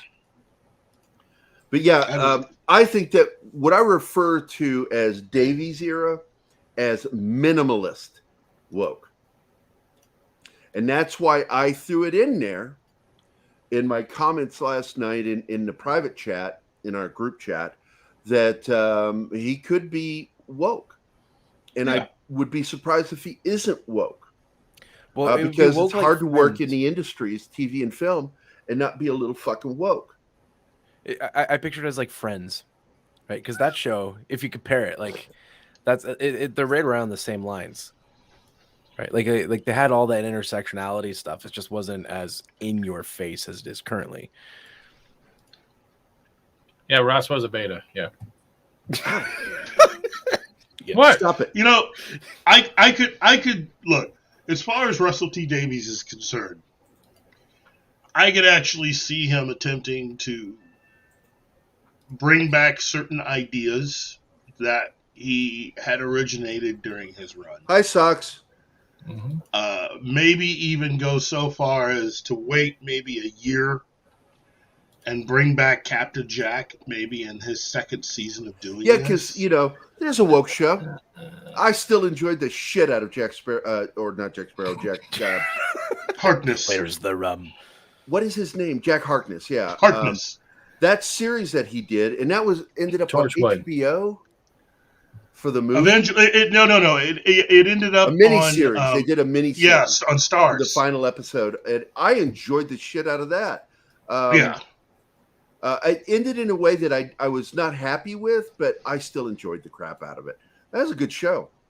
And, I love the fact they had the Doctor's hand. Yeah, I think they could easily bring back something like even Torchwood, but also a few of the other ideas that he had. You know, I think in growing, they need to give us 95% fucking story, and keep the fucking woke shit to a minimal, like in the original run of the new Doctor Who.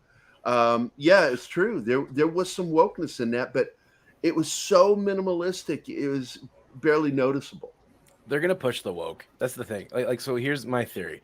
They hired Sony, Davies for his. Wait a second, Floral. Sony is not notorious for that. So why do you think that? Because, so, how do I explain this? The thought process that goes through. Use words. I know. I'm trying. I want figurative dance. I can do it because the camera's off. The reason why I think they're going to be hiring Davies for the name is obviously because he had the most recent successful run. Obviously, the idea is they're going to undo the woman because they're going to think that that's going to be the thing that brings everyone back. But because of where it's based out of, which is England, everything is almost more woke in a sense there than it is here because of the way that things are pushed. Like you don't have the diversity in media so much. So I can see them pushing the woke for that reason. And it's not going to be as in your face, but it will be substantially. And I got to be honest with you. It's okay. I'm okay with that. Look, everybody has a right to have a little bit of what they love. And if that will shut up the fucking woke assholes watching the show, I'm fine with that. As long as you give me a fucking story that's worth fucking watching and not wasting my time. And I know that's what you're saying too, Floral. But I want to say hi to two people. Dork Knight's here. Hey, Dork. And hey, Das Wolfen. Yeah, I got stuck running errands this morning. And because of it, I was late. Lowe's had lines. And they made me. What kind of lines? Like Hunter Biden lines or Johnny Depp lines? Not fun lines, but the long, prodigiously slow, boring, nothing's happening. Why aren't we moving yet? Lines. The queue. Yes, a queue. And that's how it felt. I felt like I was in a queue. It's like, oh my God. And the funny part to me is when you see people, and I saw it line jumping. When people think that a line's going to start moving, and so they jump a line and I laugh. I'm like, just stick with the line you were given. Don't do the line jumping.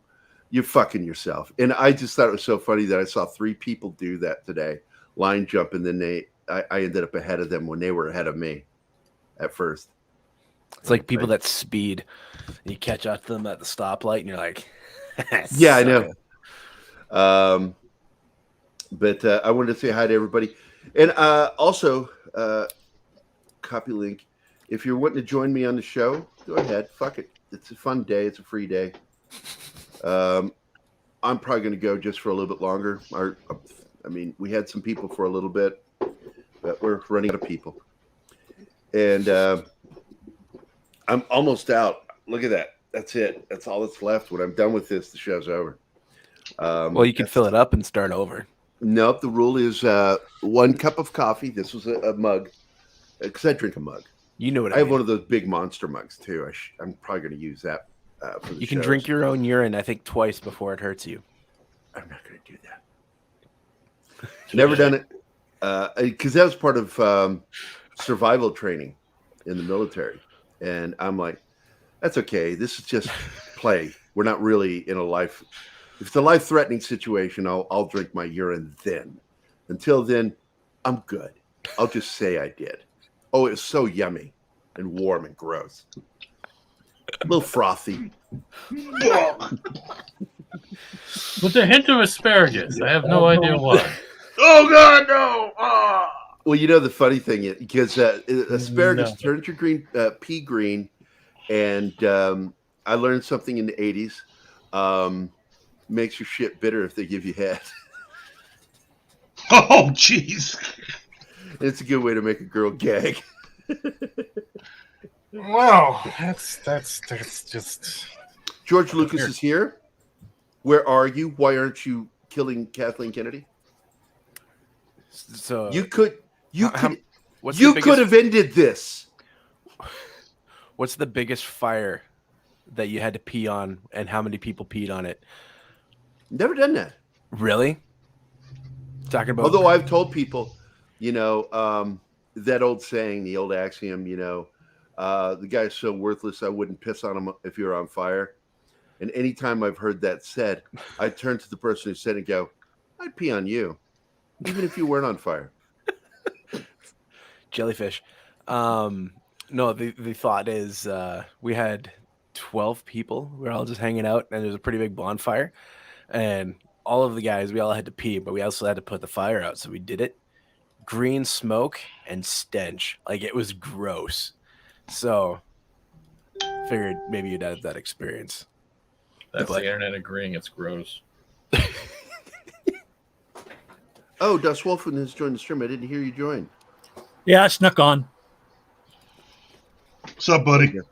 This is our buddy from we know him through VisionCon. Midwest. The Midwest. I missed this year's VisionCon because of Ren Fair. It took me 4 days to recover from Ren Fair. And I mean physically. Because if I go do VisionCon, it takes me 2 or 3 days to recover internally. Because it people took me wear a me couple out. of days. Have you guys ever peed on a fire? Good morning. Intentionally? Yeah. Yeah. I stood right beside other firemen, and I just peed while they used a hose. Yeah, that's exactly what I did right there. Bonfire. Hey, young black man, where'd you get that hose? My parents. Walmart, Canada. Walmart, Canada. Got that hose from my parents. That's where I got it. That is not The real George Lucas is here. That is an alt account from someone we just don't know. George Lucas pops in every once in a while. We always welcome him. Is that Tom? You could have Tom's stopped doing a this, stream George. right- You Tom's could have killed doing a her. stream right now. You could have made it look like an accident. You were the chosen one. I don't like sand. Hello, George. I see the ninjas have failed again. Your kung fu is weak. Anyway, so we were talking about Doctor Who and the potential for woke with this, as well as the potential for at least good storytelling. Because once again, I will say this: I will take your fucking woke if you tell me a good story. See, but if you start getting goofy with your woke, if it occupies more than 10% of the fucking story, or does anything outlandish, like make females only vulnerable to other females, and males weak and in the background, you will lose it very quickly. Because that kind of wokeness is unacceptable. I'm not going to say that I didn't enjoy 80% of Doctor Strange, but I was annoyed, aggravated, and fucking just bored out of to tears with the storytelling of about 20% of fucking Doctor Strange. I won't make judgment until we start getting cast interviews and an introduction trailer. Well, I don't think the interviews are going to tell it. us as much, but yes, you're correct. When we start getting leaks from the set and Gary, get that first trailer. But I'm talking on the forms like how we've seen with Rings of Power. They're always going to do promotional stuff, especially. Yeah, I know, but no, I mean the format, Keith, not Rings of Power itself. You almost look like you're turning yourself. What I'm saying is, ladies and gentlemen, Keith Moncrief has shit himself. He's put shit on those He bricks. shat on the show. Thank you very much. But it's just shat all over you. The problem is, even what they've done with Jodie has already made people not only very cautious and precautious. That's going to be more crap, is that some of them have even reached a point where they don't want to even care if the story was good. So there's going to be, and you saw when he got announced. Did you see those comments that they announced him on Mother's Day? Did you guys find that funny at all? What? Yeah, they announced him on Mother's Day. Who? The new Doctor. I don't know if that was intentional or not. Is it Mother's Day in the UK though? No, Mother's Day was last month in the UK. Yeah, I know. Yeah. And I guess I should just say hi. I don't know shit about Doctor Who. I was just make stuff up. Yeah. So I can't really add anything of value to this conversation other than saying hi. Yeah. Let's just say in the couple seasons that just is ended, they destroyed 60 years of canon in one episode. Well, I couldn't watch after her first season. I tried. Keith She's an knows. upgrade, I tried Gerry. You to did make try. it through the season, and I got so annoyed. There was only one episode I thought was worth a crap. That was the FedEx episode with the outer space FedEx. But she's an upgrade, Gary. She's an upgrade. Yeah, look, man. I'm not even going to get into that. I know they're fucking bullshit that they pulled, and I don't even want to give it the time of day to talk about it. I just because if you've not noticed, for the last 2 years, I don't talk about Doctor Who. No. Can I anymore, ask? and I do it on purpose because I'm not going to give them promotions, but I will talk about this forthcoming Doctor Who. I have a question, Gary. Well, this goes to you too, Flora. Quickly. And I heard Floral wanted to say something too. Do you think Doctor Who would pee on a fire? Which Doctor Who? It depends, because she can squat over the flames. I don't care. Most of the Doctor Who's could probably do it, but she would just be spraying because she's got a piss fly. Oh God! It's a sonic squirter. Okay, so we'll reel that one back in for you. Good luck. Yeah, right. No, so because did you see how Az posted a clip of an interview? I didn't watch the whole thing, but the guy that's acting the new Doctor, he's what's the word? He is hyper woke as well. I mean, he's working on Netflix, right? So I'm wondering, do you think that that's going to impact it? Because I mean, obviously we know that you can have a good writer that isn't woke and have a woke actor and it not be woke. But which video is it over on Az's channel? He just uploaded it today, I think. Okay, this is 3 hours ago. Oh, but it's too long. It's 19 minutes. I know. What part am I looking for? See, that's what I said. I didn't watch the whole thing. It was just I just started. Was it right at the beginning? Maybe. Well, I'm going to give it a chance, especially if they retcon that crap that Chibnall did. Other than that, I'm probably done with Doctor Who if they continue it like that. Here we go. Yeah. Hi, everyone. It's Az here from Heel vs. Babyface. We are just a little bit over 24 hours removed from the announcement of the next Doctor, who's going to be what I mispronounced as Nkuti.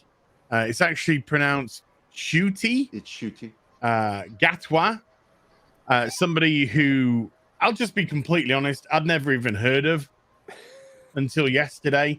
That's not a bad thing. I'd never heard of Matt Smith. Matt Smith or David until before his announcement as the Doctor. But I'd never heard of them. But apparently they're on a pretty successful, maybe, Netflix show called Sex Education. And I've got all these garbage sort of question marks around me, not because I'm trying to be particularly cynical in any way, but when it comes to the industry blowing smoke up its own ass, that's one thing that it is absolutely 100% incredible at. Oh, it's really good at blowing smoke up its own ass. Does he look like one of the henchmen from Meteor Man, or is it me? Yeah, he looks like the character Simon Eddie Murphy from Demolition Man. Demolition Man. Yeah, a miniature version. Yeah, Simon Phoenix. Yeah. Mini Phoenix. Simon Says, motherfucker. So what was it that he was saying, Floral, that I should be looking for? What is there something in particular? No, I was just wondering if you'd seen it. I was just more. Oh, curious. the video. Yeah. No, like, I have not watched it yet. The only thing I've watched so far is Gary Beekler's thing last night, which he was spot on. I shared it on our channel. I mean, on Twitter, because I'm like, he's spot on with this. Every criticism, everything he pointed out. Did you? I watch? actually did not think Matt Smith was going to be very good, and I enjoyed that kid. I did. Did you watch? Gary also dropped the other one. What was it? The five murdered franchises. That video that was fun too. That was a real good one. Well, I already know what they are. Yeah. So it's funny. I don't have to watch it. I know what they were. That's just like the last 3 years summary video of everything that he said. How do you pick only 5? Star Trek, Star Wars, Doctor Who, Game of Thrones, and what was the fifth one? Marvel. Yep. Yeah, it's Marvel, Lucasfilm, and the Trek. other ones. Yep, Star Trek. I got to tell you, despite its wokeness, I enjoyed Lost in Space, the new series. That was fun. I didn't see the most recent season, but the other two. The whole anti-gun thing is just fucking retarded, and I mean that in the literal word. It's just fucking. I was torn on the change of the robot, though. Well, I mean, I get it. Here's where I accepted it, because what this series was based on was not the Lost in Space series, but the original planned series. Yeah, the original concept. The original concept, which Dr. Smith wasn't even in it. Yeah. That we got anything from Dr. Smith at all is kind of a miracle. The robot didn't exist either. And so, again, that we got anything dealing with the robot was a miracle. So what they did is they found a way to take the original storylines that he penned out and found a way to work a Dr. Smith and the robot in there and make it work like first season. Because first season, everybody knows, of Lost in Space, the original series, was the best season. Mm-hmm. It had the best writing. It had real science fiction, real shit going on, and a family trying to stay alive and running into difficult aliens and creatures. And, of course, the necessity of having a fucking weapon. Because when you go out into the wild west of space, you better have protection. And I'm not talking about a condom, Dork Knight. God damn it. It's like they've never heard of Fermi's paradox. Or a Ziploc bag and duct tape. That's just bad. You're just promoting procreation is all you're doing. No, I'm not. I'm promoting the seal, the press and seal.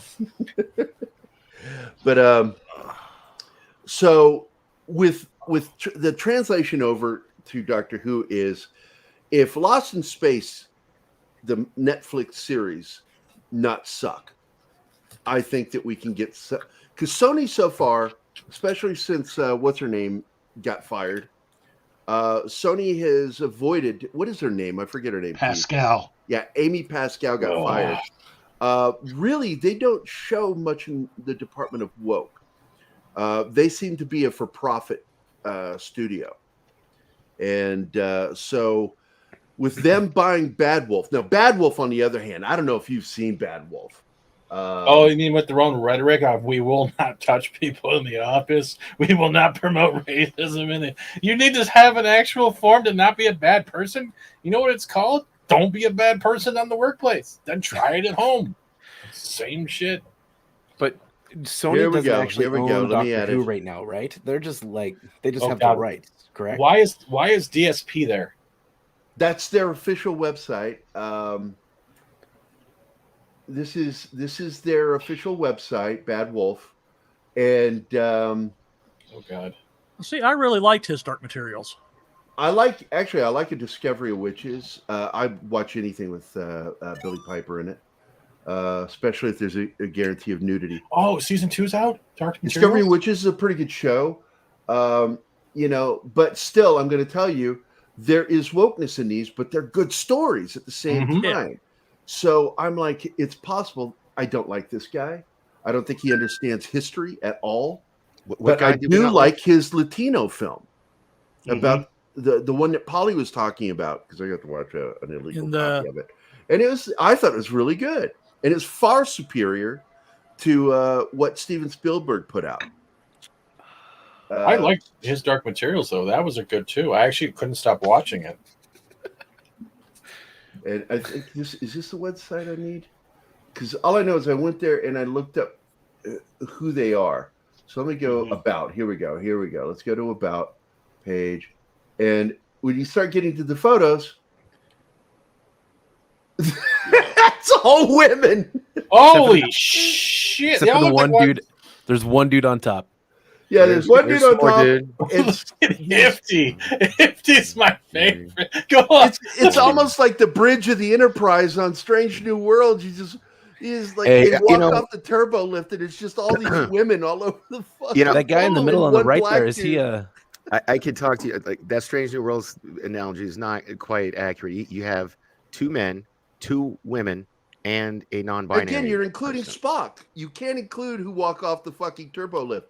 You have to include who's on camera as they enter. Fair enough. Every single seat, first shot, were women. Then we cut to another angle to show the black dude over at. But isn't this a new not thing? tactical? What is that? That's comms, engineering. Okay. They got comms was behind him, and Spock moved over right past. You guys, Mel Martin is a janitor. And then they have a second female. Wow, look at this as maintenance officer. Oh my god! Did you realize that all the women have the same face? I look pleasant, but I will get you fired if you don't meet my agenda. Oh, wow! This one right here. I will Me Too the shit out of you, motherfucker. Oh, look at them all! Look at them all! They're like, look. I am terrified. This guy, man, look at him. He's really sick. No, I love him. That Jane chick. She looked like she'd throw down, beat somebody's ass. They all look like they have. See this one? I make myself look hot, but if you comment on it, I will get you fired. Gerry, you have to look at it this way. Every one of those women right there have a Me Too tattoo somewhere on their body. This one in particular. Yeah. Speaking of tattoos, we need to help the Salty Nerds get 5,000 subscribers more so they can get that live stream going of Vader's. How close are we? I think they need. I don't know. They just hit like 5,000. And it was by the 4th of July, so we only have like 2 months. I'd have to look. I think they need roughly another. So many 5,000. male feminists. I'm just telling you right now, if you do, this guy grooms his eyebrows. I looked at this yesterday when Steven and I were talking about this. I went and looked at this yesterday because you and I were talking about this yesterday, Steven, in the chat. And I looked at this and I'm like, I'm terrified for Doctor Who. Can we look at the? So is this who makes Doctor Who? People? No, this is Bad Wolf that was in charge of it through the BBC, and then Sony bought Bad Wolf. And there are 2 versions of Bad Wolf. There's regular Bad Wolf, and then there's Wolf Studios Wales. Sony owns both of them. And don't get me wrong, they put out some good stuff, but at the same time, if that doesn't concern you, seeing the About Us page. So how long ago did Sony buy this? This took place in the last few months. Yeah, okay, so this new Doctor and this new season, this is going to be the first time with Sony owning it. Yeah, and Sony made the announcement that they planned to Marvel Doctor Who. Now explain that shit, Keith. Yeah, it's them wanting to make money, plain and simple. They are the first. They are the first since really the 8th Doctor, that whole thing with the BBC and the CBC. Since that time, they are the first corporation to ever come in and have any kind of control outside of the BBC of Doctor Who. And they're going to thoroughly take control. I mean, they're going to take advantage of it. And I think this whole thing with Russell T. Davies is a 5-year contract, I think it is. On a 5-year mission. Russell T. Davies basically has 5 years to get his S together and give us fans what we want. Wait. I got. By the way, as much as I was annoyed by it, I'm sorry, Steven. It's okay. Star Trek: Strange New Worlds. I got a fucking nerd stiffy hearing Anson Mount's the Star Trek. I'm sorry, I'm getting goosebumps just even mentioning it. The final frontier. Hold on. Well, that makes he starts out talking to his crew, and then it becomes the new intro. And I was like, God damn it! The only thing I fucking love on this show so far is fucking Anson Mount. Yeah, he's the only one because he's the only one that's actually. I'm Go ahead. hoping I like Sam Kirk. I like the, even though she doesn't make sense being there, I like the character, the Khan's granddaughter character, whoever the fuck she is. I actually do like that character because she's kind of a badass, you know. She is an Oh, you mean Warp 2.0? No, she's No, not no, Worf, she's more dude. like Tasha Yar, but instead of being gang raped, her backstory was more traumatic, where she was beaten and bounced around. Oh, more trauma. Okay. Yeah, well, yeah. Because I mean, trauma's important. yeah, well, So then how long does it turn from space, the final fear, to woke? The final broke. These are the voyages of all these goddamn women on my Now, I'm goddamn gonna fucking tell you bridge. who she really is. I don't think She is Kamina Drummer from The Expanse. Yeah. That is Yeah. who she is absolutely fucking stolen from. Yeah. In fact, when she started talking, I did that. I Yeah. actually did that going, wait, is that her? Did they get her? Sounds like her, acting like her. But it she is a not. belter She is louder? a clone of Kamina Drummer, who is a badass. she is. on No, The I Expanse. like Drummer. She was actually my second favorite character on the show. Yep. All right, guess here. Who was my number one favorite character? On The Expanse. The Enterprise. Amos. That's fucking right, Amos. Amos. Yeah. You nailed it. You Total know badass. me, man. You know me. Fucking combat ready, motherfucker. It's like, be nice as the day is long, but if I said you turned evil, I will fucking stick a knife in your forehead. I love that character. Amos was just ready. He was ready to throw down Every 24/7. fucking, he's sitting there sipping coffee, man, talking shit.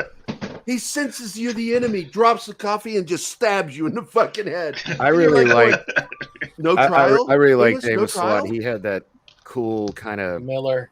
like you almost wonder if he was like like a sociopath or something. You know what I mean? Because he would like, you know, cool as a cucumber 1 second, and then just like could snap your neck like a twig the next. You know, he and there. And you know, apparently he liked to get his fuck on, so there was that too. He did. Well, his trauma made sense because it was well thought out. Yeah. And by the way, third favorite character was what's his name? Miller, the cop. Yeah, Miller. That Miller got was my favorite. assimilated. I was really disappointed that we lost him, but I didn't read the book, so I don't know. I didn't really quite understand. Oh, the what Thomas Jane happened to character. him. Yeah. He wanted to start directing episodes, is what happened to him. Is that really what happened? Well, I Well- know he did start directing episodes. I don't know if that's. You know. No, in the books, he dies.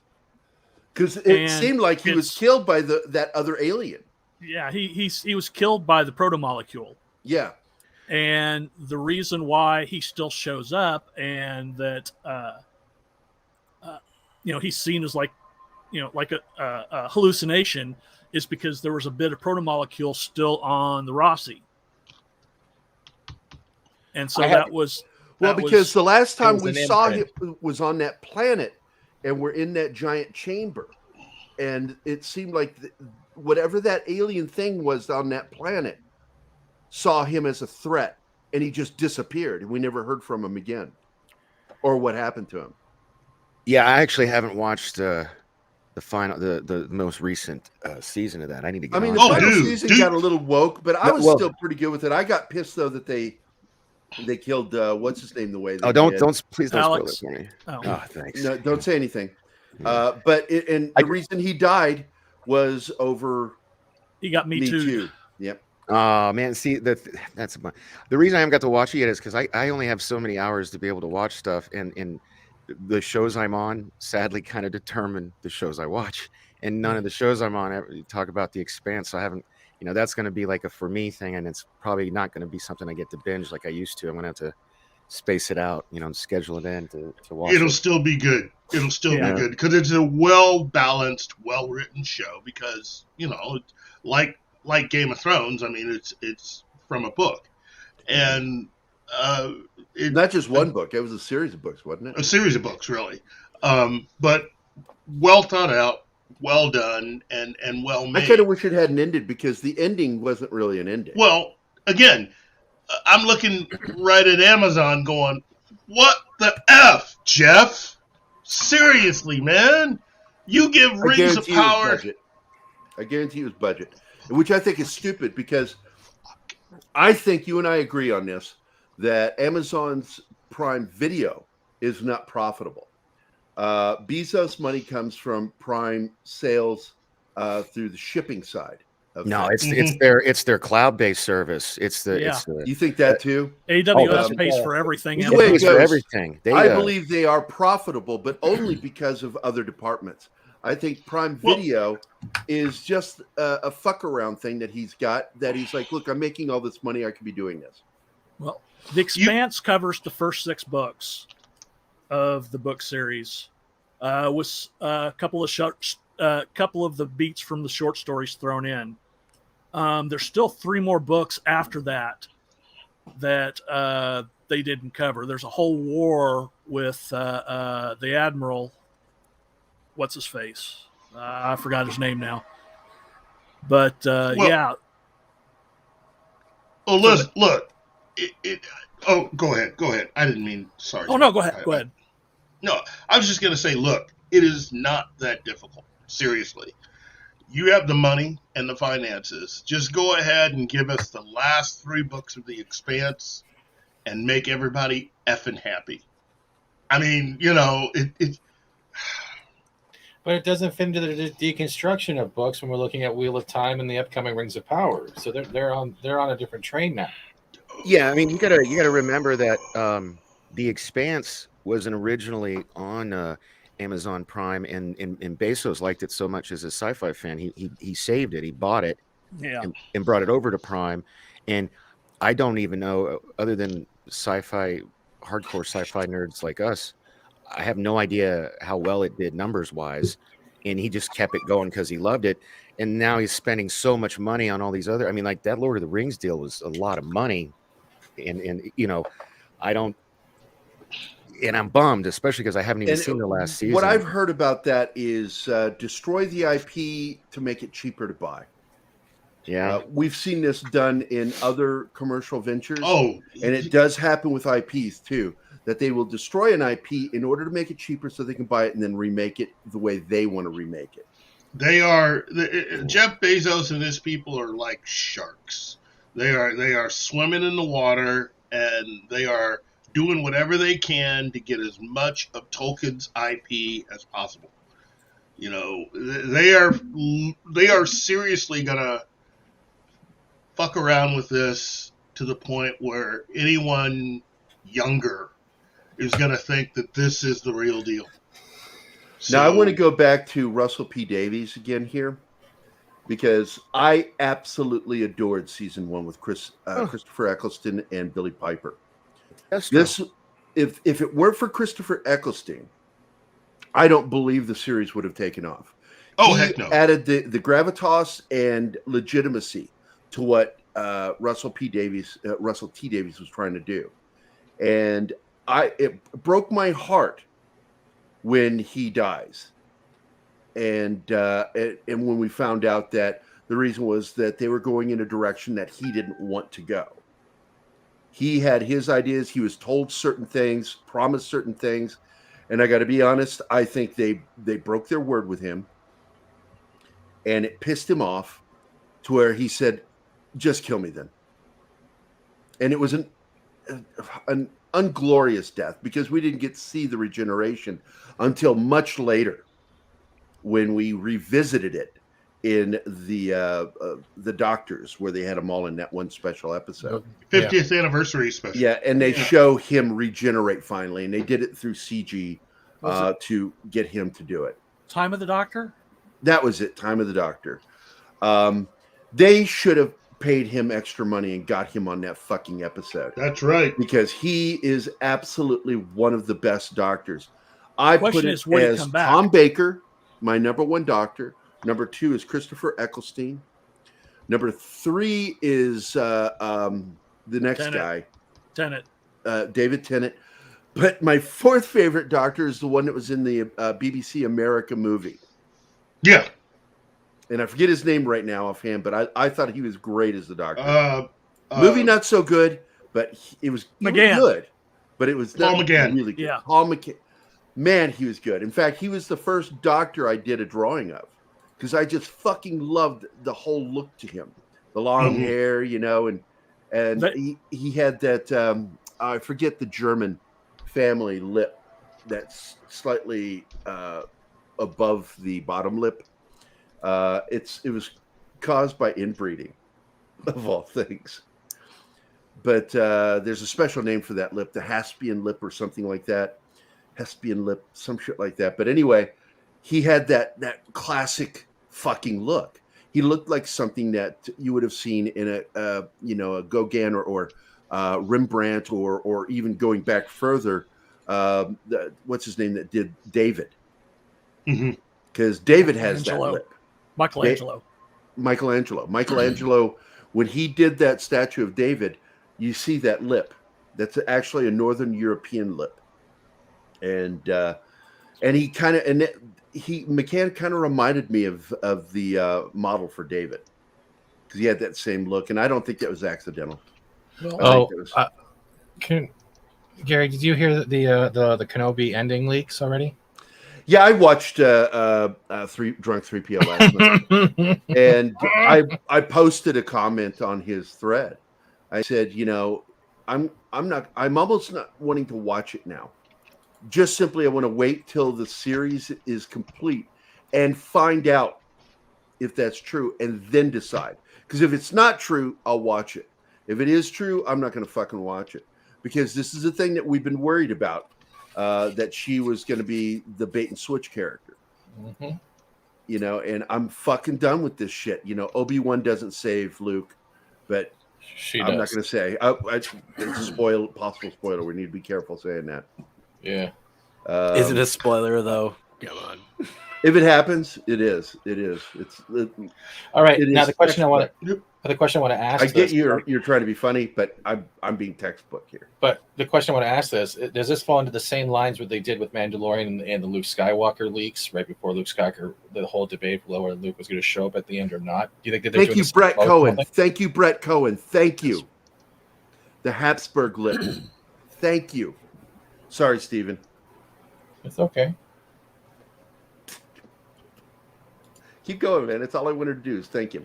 No, that was the question. Do you think this is actual truth, or it has a little bit of truth, and they're doing the same thing they did with the Luke Skywalker came out? I don't put this past them at all. I think what have we learned? What have we learned that they don't learn? China what we have learned about them is that the wokeists that work in Hollywood, no matter how bad the idea is, and no matter how badly it failed previously, they'll do it again. I joked about this at the beginning of the show. I said, they're the kind of people that even though betting is over when you're playing blackjack, they will continue throwing money down on a bad hand. And they just hit me. The game is over. No, hit me again. Game is over. No, here's more money. That's what these people are like. And this is why they're idiots. People go, what do you call them idiots? Because they keep using bad ideas over and over and over again and expecting a different outcome. That is the definition of insanity. Trying something more than once, you might get away with it. But if you keep doing it, it's insane. It's just like we're watching being blatantly stupid. They all believe Twitter's real life. I think it... Sorry, go ahead. And that it represents the actual country as opposed to being a small, tiny 5 to 7% of the country. Well, yeah. I mean, once again, they start making things entertainment specifically directed at the smallest percentage of their audience. I think they're trying to... Sorry. I get that entertainment does need to be out there. Look, every gay person has a right to be entertained with gay entertainment. My son writes gay literature. But there's the rest of us, the majority of us out here that want to watch some entertainment. I don't care if there's gay stuff in it. I really don't. But don't make it the main fucking theme. You know, because that doesn't placate me in my desire for storytelling to have gay, and I don't care what version of gay it is. It's like if it's in there, I'm okay with it. But leave it to that percentage to give me a story. Give me a fucking story. It was my main complaint, Keith knows this, of Doom Patrol, is that the only person who has an absolute fucking big character story is the gay character. And I know that's Berlanti. But I get it. Berlanti wants that because he's gay. I get it. But he's forgetting that there's another audience out there that's not gay. Straight America, don't ever use cis with me. I consider that insulting. It was a dig made at straight people. And I get some people have a chip on their shoulder about straight people, but that's their business, not mine. I'm not going to placate them or take part in that.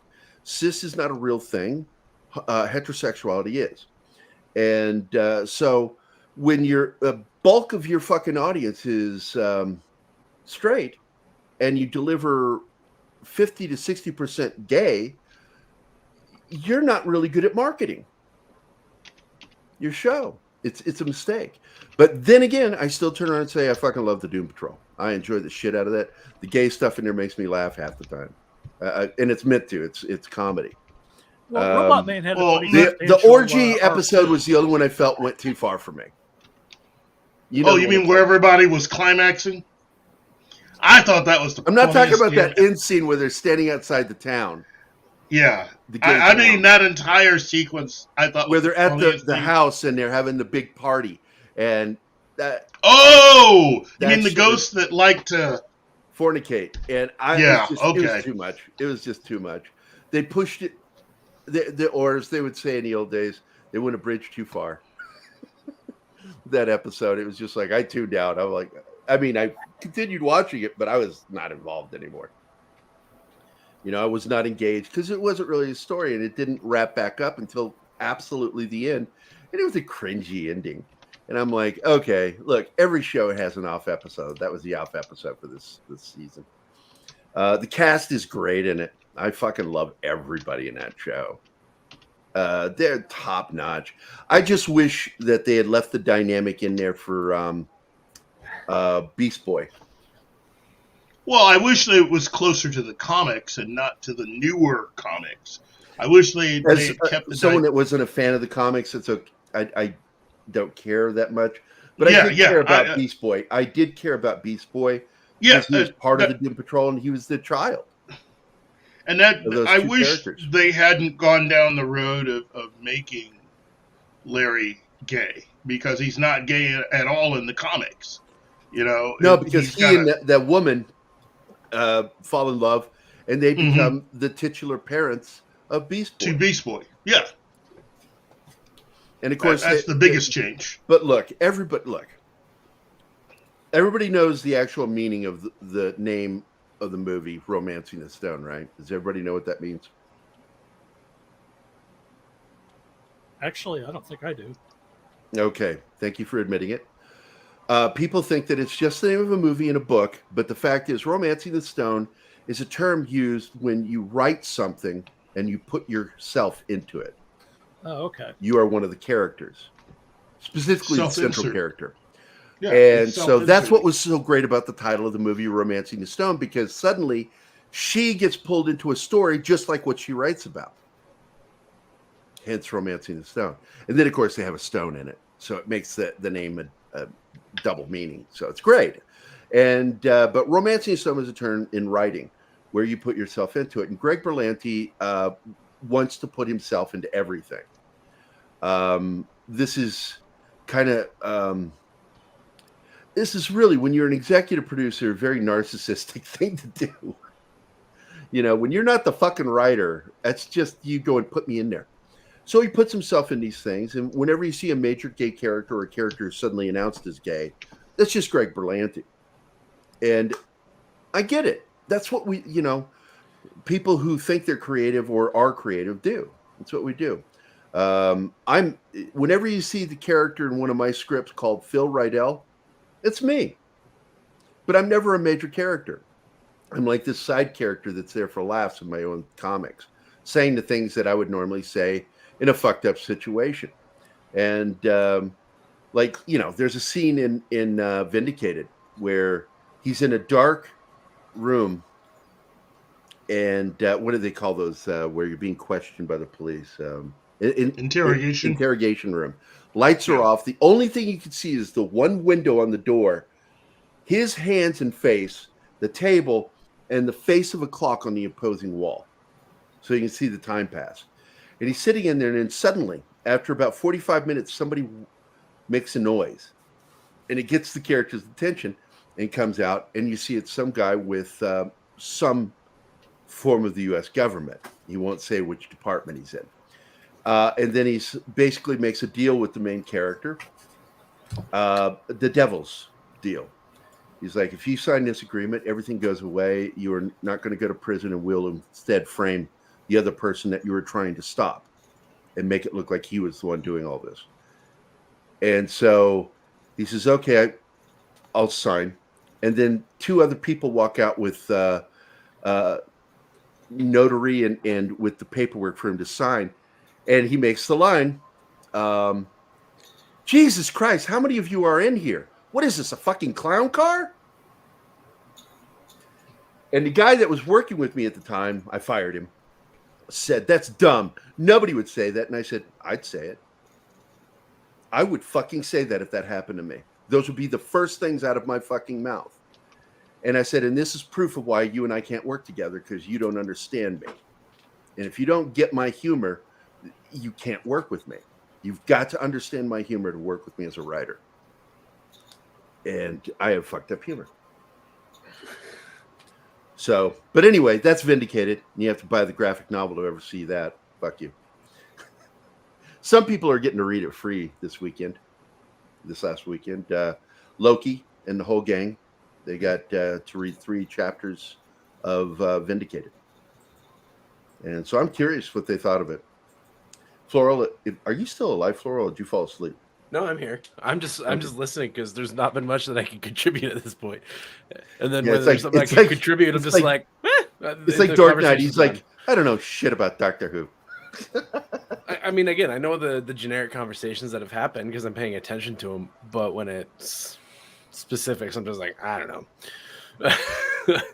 Well, I'm going to tell you something, Tiger. I'm an absolute big supporter of law enforcement. Absolutely. I have a lot of friends in law enforcement. I got to tell you, I've gotten into debates with my friends because I said, as much as I love and support law enforcement, every organization has cocksuckers in it. Yep. Every organization. U.S. military, we call them Blue Falcons. It means buddy fucker. And you got buddy fuckers in law enforcement, guys that are there for themselves. This is where you start seeing a problem. You also have guys with a chip on their shoulder. Absolutely. I think it makes up less than 5% of all law enforcement, but that 5% makes a fucking impact. And it really bums me out that law enforcement doesn't do a better job of weeding them out than they do. Because how did we get rid of them in the military? Because you can't fire people in the military. And I ran into a lot of shitty soldiers. You have to promote them away from you. Because we have what's called in military slot availability for specific MOSs or specific ranks. And what you do is you promote them so they can't be there anymore. It's like, oh, man, you got promoted. Oh, shit, you got this new MOS. You got to go away. Well, and it's with how the you police, get rid I of think problematic soldiers. I think with Or the you beat police, it's unions that are the problem. Well, that's the thing. And I've had one of my law do enforcement I? friends who did not serve in the military. Most of my cop friends are former military, which I think makes for good policemen. My other friend who is not, who I love deeply, but he was one of those people supporting the idea of militarizing the law enforcement. And I explained to him why, and he kept trying to argue with me. And I said, do you not know the Constitution? You're a cop and you don't know the Constitution? It's important that they are separated. Law enforcement, you are duly authorized citizens. That's all you are. You're not military. That's why you're allowed to have a union. You're a citizen. And nothing pisses me off more, and I've heard it happen, when I hear a cop say citizen. Say what? They'll say citizen. Meaning? This is that small percentage of bad cops. Oh, sorry. I know what you're meaning. Okay, sorry. They don't say citizen. They call them citizens. Sorry. And I've heard it used, and it pisses me off. It led to a confrontation when I was a paramedic up in Seattle with a law enforcement officer. It was one of two confrontations with the same cop. He reported me once for doing 45 miles an hour driving over a median to get to a shooting victim. And I turned to my captain. I said, "Do you really believe that I did that?" She goes, "No." I said, "Do you know why I didn't do that? Because our ambulances are barely holding together. If I did 45 going over that fucking median, it would have ripped the suspension out of that fucking van." It's like 45 miles. He lied, prick. But anyway, he got pissy with me at the scene with this gangbanger who got shot, and I said something I wished I hadn't said because I liked the other cops. But I said, I said, "Oh, wrong gang. You prefer blue, right? That's your gang." And I turned around and I got reported for that too. But I have a smart ass mouth, and when somebody pisses me off, I often forget other people's feelings. So my and I will dad, just say something. And I got in trouble once for making a joke when I passed. This is during the Red River Killer up there, and and they thought there was rumors that it was a postal worker that was doing it. And my partner and I were slowly driving past this postman putting a big package into a fucking box. And he says, "What do you think he's got there?" I said, "Probably one of those missing heads from the Red River Killer." He's hiding it. And the fucking guy got our number on our ambulance and fucking reported me for the joke. And I remember Bobby, my captain, was just like, "Did you really fucking say that?" And I went, "Yeah, I said it." And she started laughing, going, "Oh my God, Gerry, it's funny, but my God, he heard you." I said, "I'm sorry. I won't do it again." "Yes, I will." People like me can't help it. It's like we've got humor Tourette's. I've done that to a girl where, well, not that specifically, but where I was going into a Bible study, and she comes up to me. She's like, "Hey, guess what?" And I was like, "You're pregnant." And she's like, "Yeah. How'd you know?" And I didn't know. And I was just, my immediate response was, "Who's the dad?" Because I knew she wasn't with anybody. She was single. It was so awkward. And everyone else at this Bible study was just like, yeah, this got awkward quick. Yeah. Well, look, I was on a date once. I went out with this girl from a record shop, and she was goth, and she was hot. I admit it, but she had zero fucking personality. And I'm sitting there, and it's like I've carried the conversation for like 25, 30 minutes with her. And finally, I like realized she's not going to interact with me. So I just said these lines to end the date. I said, "So enough about me. What's it like being dead?" The look I got was really fucking awesome. And then I laughed. I chuckled. I went, "Just kidding. I love goth." The early version of her version was more emo, but they didn't have emo back then. Now, when you say emo, like, do you mean like very OG emotional emo? music? Yeah, She but listened to like Dashboard, like which? She was a big fan of the Smiths and listened to that kind of music, and that was the beginnings. Them and the Cure were the beginnings of emo. Yeah, no, I know, but that's why I hated the Cure when they first came out. I really fucking hated them because I thought he sounded whiny when he sang. But God damn it, 30 years later, I'm like, man, that's a good song. Why was I such a dick? And Adam Sandler is why I eventually became a fan of The Cure, because he put so many songs of theirs in that movie 50 First Dates, which is a great fucking movie. But going back to the police, I absolutely am a huge supporter of law enforcement. I think what's been done to law enforcement is shameful. You know, once again, you're going to make the entire fucking police body suffer for 5% of assholes. That's just fucked up. Law enforcement is necessary. Without law and order, you have chaos. Agreed? Yes, 5% of them are fucking assholes. But cowboy the fuck up and live with it. You ever heard of voting? Helping to pass new laws or rules and regulations? Well, those Although tactics are straight out I'm not of a big Lewinsky's. fan. What? I said those tactics are straight out Oh of yeah, Lewinsky's destroy rules for law, radicals. current law enforcement. Yeah, so society becomes weaker and easier to take over. I'm not a fan of The Cure, with the exception of the album Disintegration. To be honest, I don't like probably 70% of their music. It's just this like 25% that I to 30% that I think is good. And my band, oh my God, when I was with my band with Keller Williams and Danny Martellino, we were doing like 5 covers by The Cure. And we didn't have a name yet. We were still practicing, rehearsing, and hadn't named our band yet. And me being who I am, I said, well, we're doing so many Cure songs. Why don't we just call ourselves The Symptoms? And the lead singer went, and I went, no, it was a joke. And it became our name. We were The Symptoms. And that taught me I need to really watch my fucking jokes, because I might get stuck with something I don't want. But I got some of my songs in there too. I got some Elvis Costello and the Police, for covers. The thing that made me sad. Oh, Kylock is here. Hey, Kylock.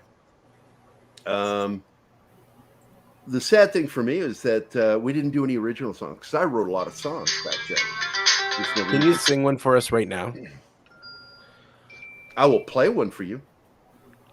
I want to hear it a cappella, because if I want to hear all All the right, parts. I'll play an a cappella for you.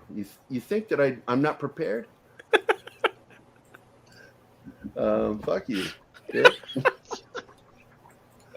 Let me go back here. I'll find one.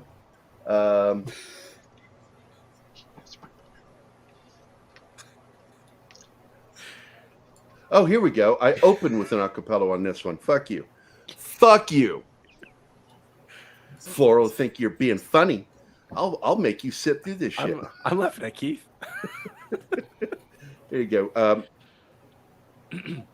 I got to make sure. Hold on. I better do that again. I'm never sure if the audio goes bad and turns off on me, so I want to make sure it stays on. There we go. We got All right, Sherry we go. here. Hi, Sherry. This is Sherry's new intro song. When the rain comes, they run and hide their heads. They might as well be dead. When the rain comes. I love the bass on this song. This is one of those songs that I liked while I was writing it. Did you write the bass line? I did everything. Okay.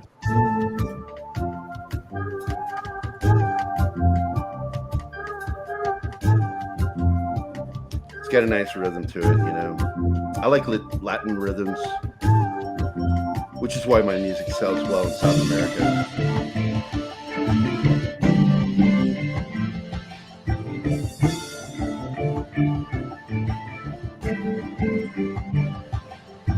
And the first thing I write is always a drum track.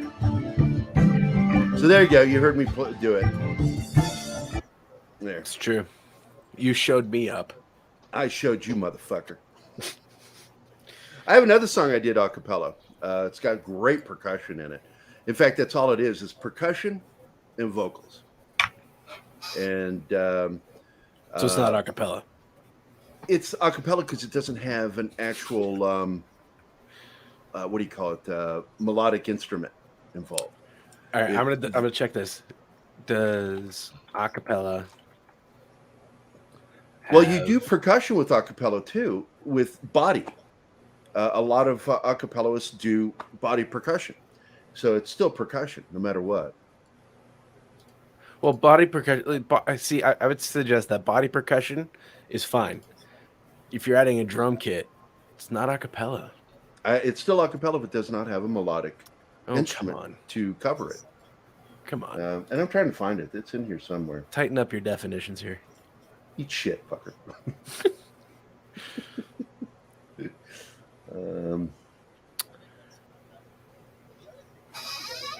I have too many songs on here.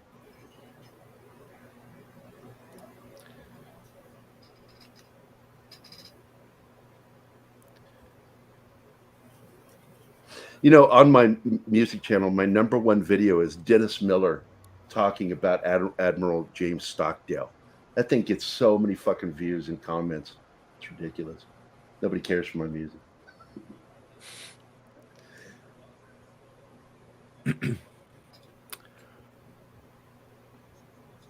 Oh my God, there's so many songs on here. You can get a lot of free music on my channel. Am I going to get copyright struck if I start using it? No. Just start ripping off your stuff. No, it just promotes me. If people do that, I don't care. It promotes my music. That's if I chose. Give credit. But I wouldn't. I would just claim it. I'd be like, it's mine. He can't prove nothing. I'm going to go. This is actually one of my favorites that I did. A hip hop artist wants to work with me, but I've got to wait until I have time. But this song is absolutely, it's called Cairo Shuffle. It's meant to be a little hip hop.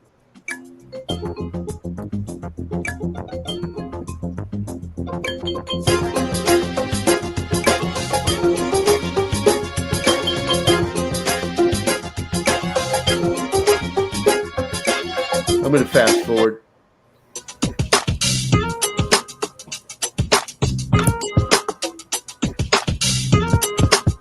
It's a good song, I think. Here we go. Flams. I love doing flams.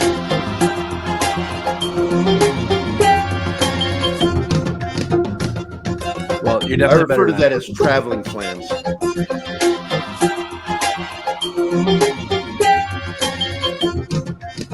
I threw a song that I wrote back when I was in college up in the private chat. Oh, I'll play it in a second here after I find this one I'm looking for. Oh, God. This has no vocals. It's just a guitarist buddy of mine, and I did the song In the Sun by Joseph Arthur.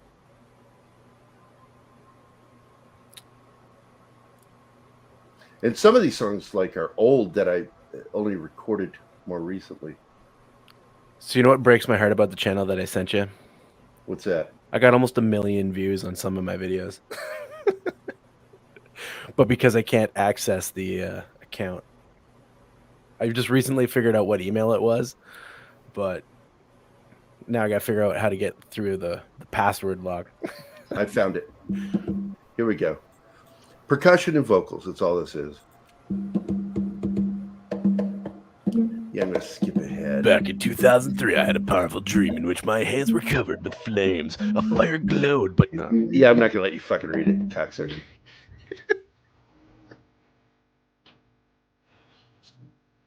fires of love.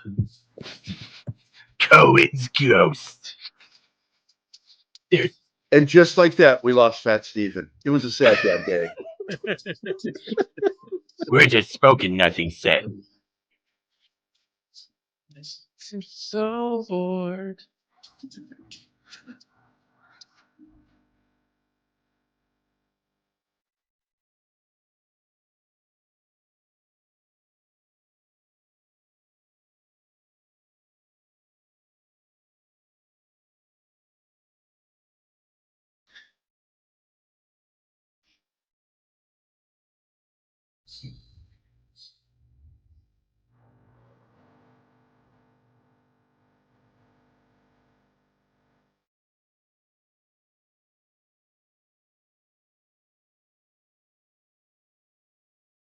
There you go. By the way, that painting is badass because I did that painting. That was the redo of the first painting I did, which I did acrylic on canvas. And then I redid this, painted it digitally. And I don't know, I love painting digitally. It just, I can do so much more. It's almost like a cartoon. I was going for a cartoon look, like an animated look. Send me an angel. Right now. You would like that. Suck it. All right. Hold on. I got to open this up. So I'm not a fan of the electric guitar in it. That was a friend, but yeah. Electric guitar. Here we go. It's just the This is from PowerPoint. Floral. Find me. Okay, Steven, come on. I was just in a really good mood when I made this. You were in a grooving mood. Yep.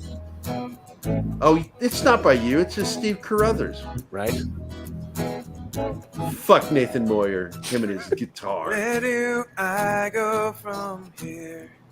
Ooh. I've been searching, what I found is near. I wanna go where no one's gone before. Now, wait a second. Is that you? It is. To a place where the sea of love is no I'm looking at you shore. skeptically. Find me where the grass grows. Okay, fuck you. I'm done. You're too good. Fuck you, Floral. You cocksucker. I'm going to show you up. That's good music, dude. I like this.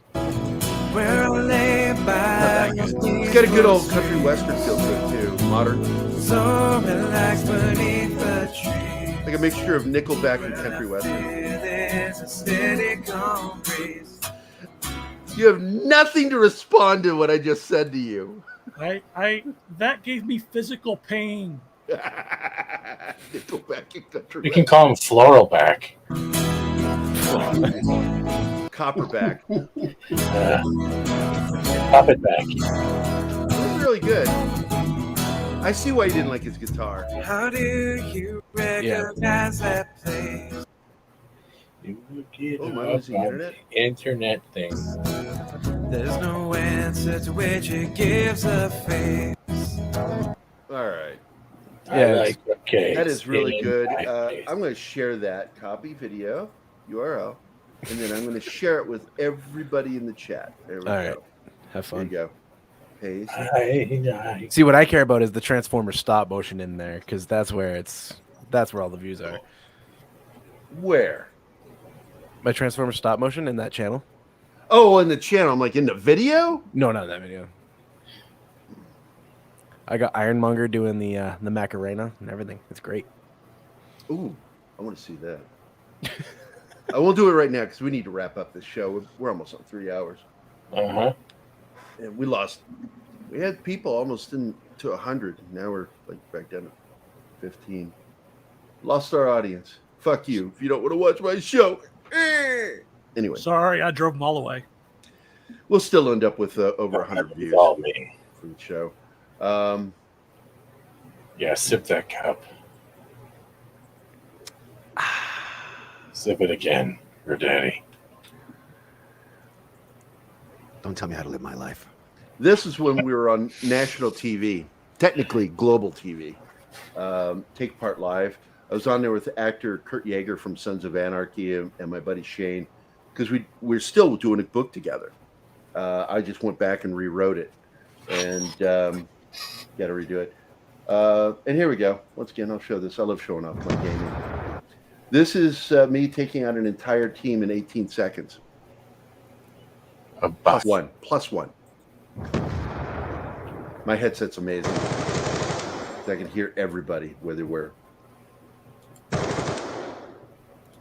One magazine. Last shots. Finally get a reload. Get my +1 right there. Did that not show up? I'll do it again. I don't know why it does that. People say something. Nobody talks.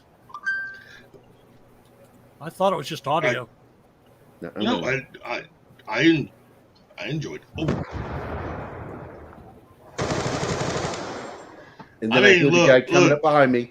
Then another guy comes to the door. You are a complete badass on this game. You know that, Gerry.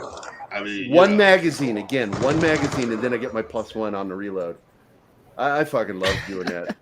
And they called me a cheater at the end of the game after the match. Like, man, you fucking modder.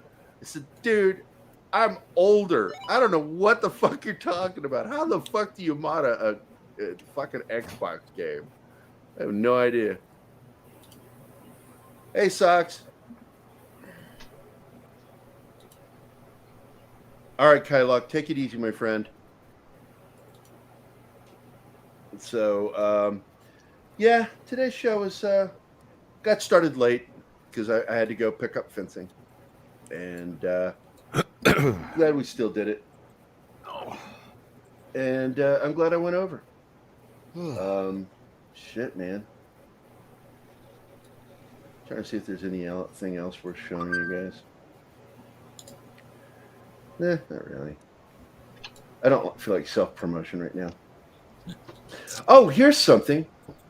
I don't know how long I can play this, but this is my remix of the new theme to Perry Mason, because I really hated it. If you guys want to check it out, it's been getting a lot of views.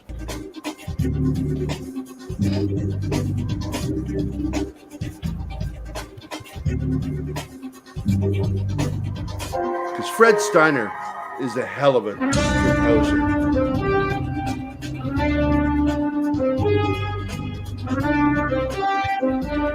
And I've actually played this song with my bands in the past. I love this song.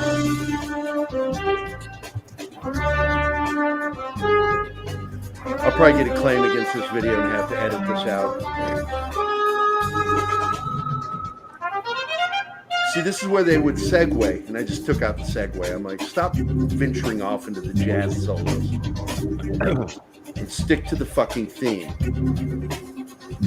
The thing that I did was I found a clip of Sonic. Oh, this is so good right here.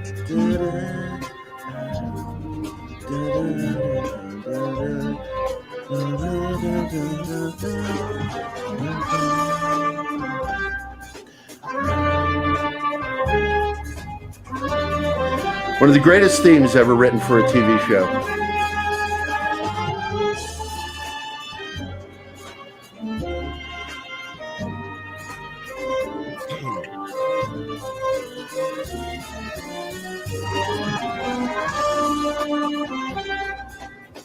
Look at Keith grooving. Keith is grooving on that shit.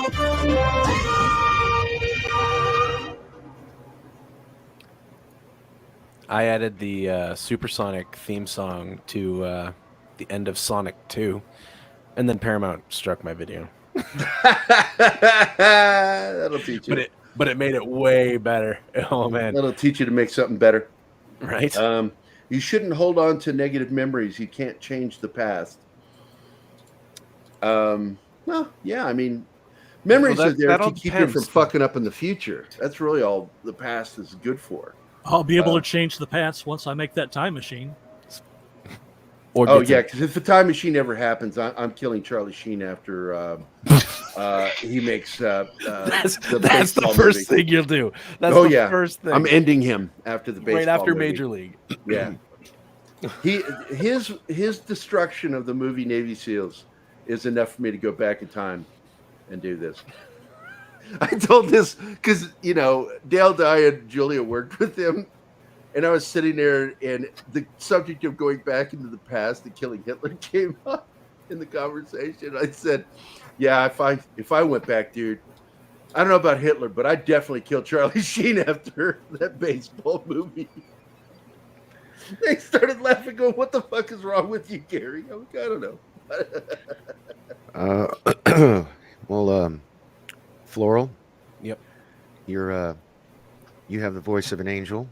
And your avatars are amusing, as always. Your insight, however, not so much. Yeah, that happens. I'm a normie. Yeah, I got a jet, so yeah. Love you guys. Be good. Stay out of trouble. Take care, Floral. Hey, I want to talk to you later. So sure, sounds good. All right, buddy. Take it easy. Assalamu alaikum. Assalamu alaikum salam. Thank you. I know the response because I was in the military. I just thought I needed duck and cover. So anyway, bye guys. Yeah, because the proper military response we were taught was when they say assalamu alaikum, we say assalamu salam. Yeah.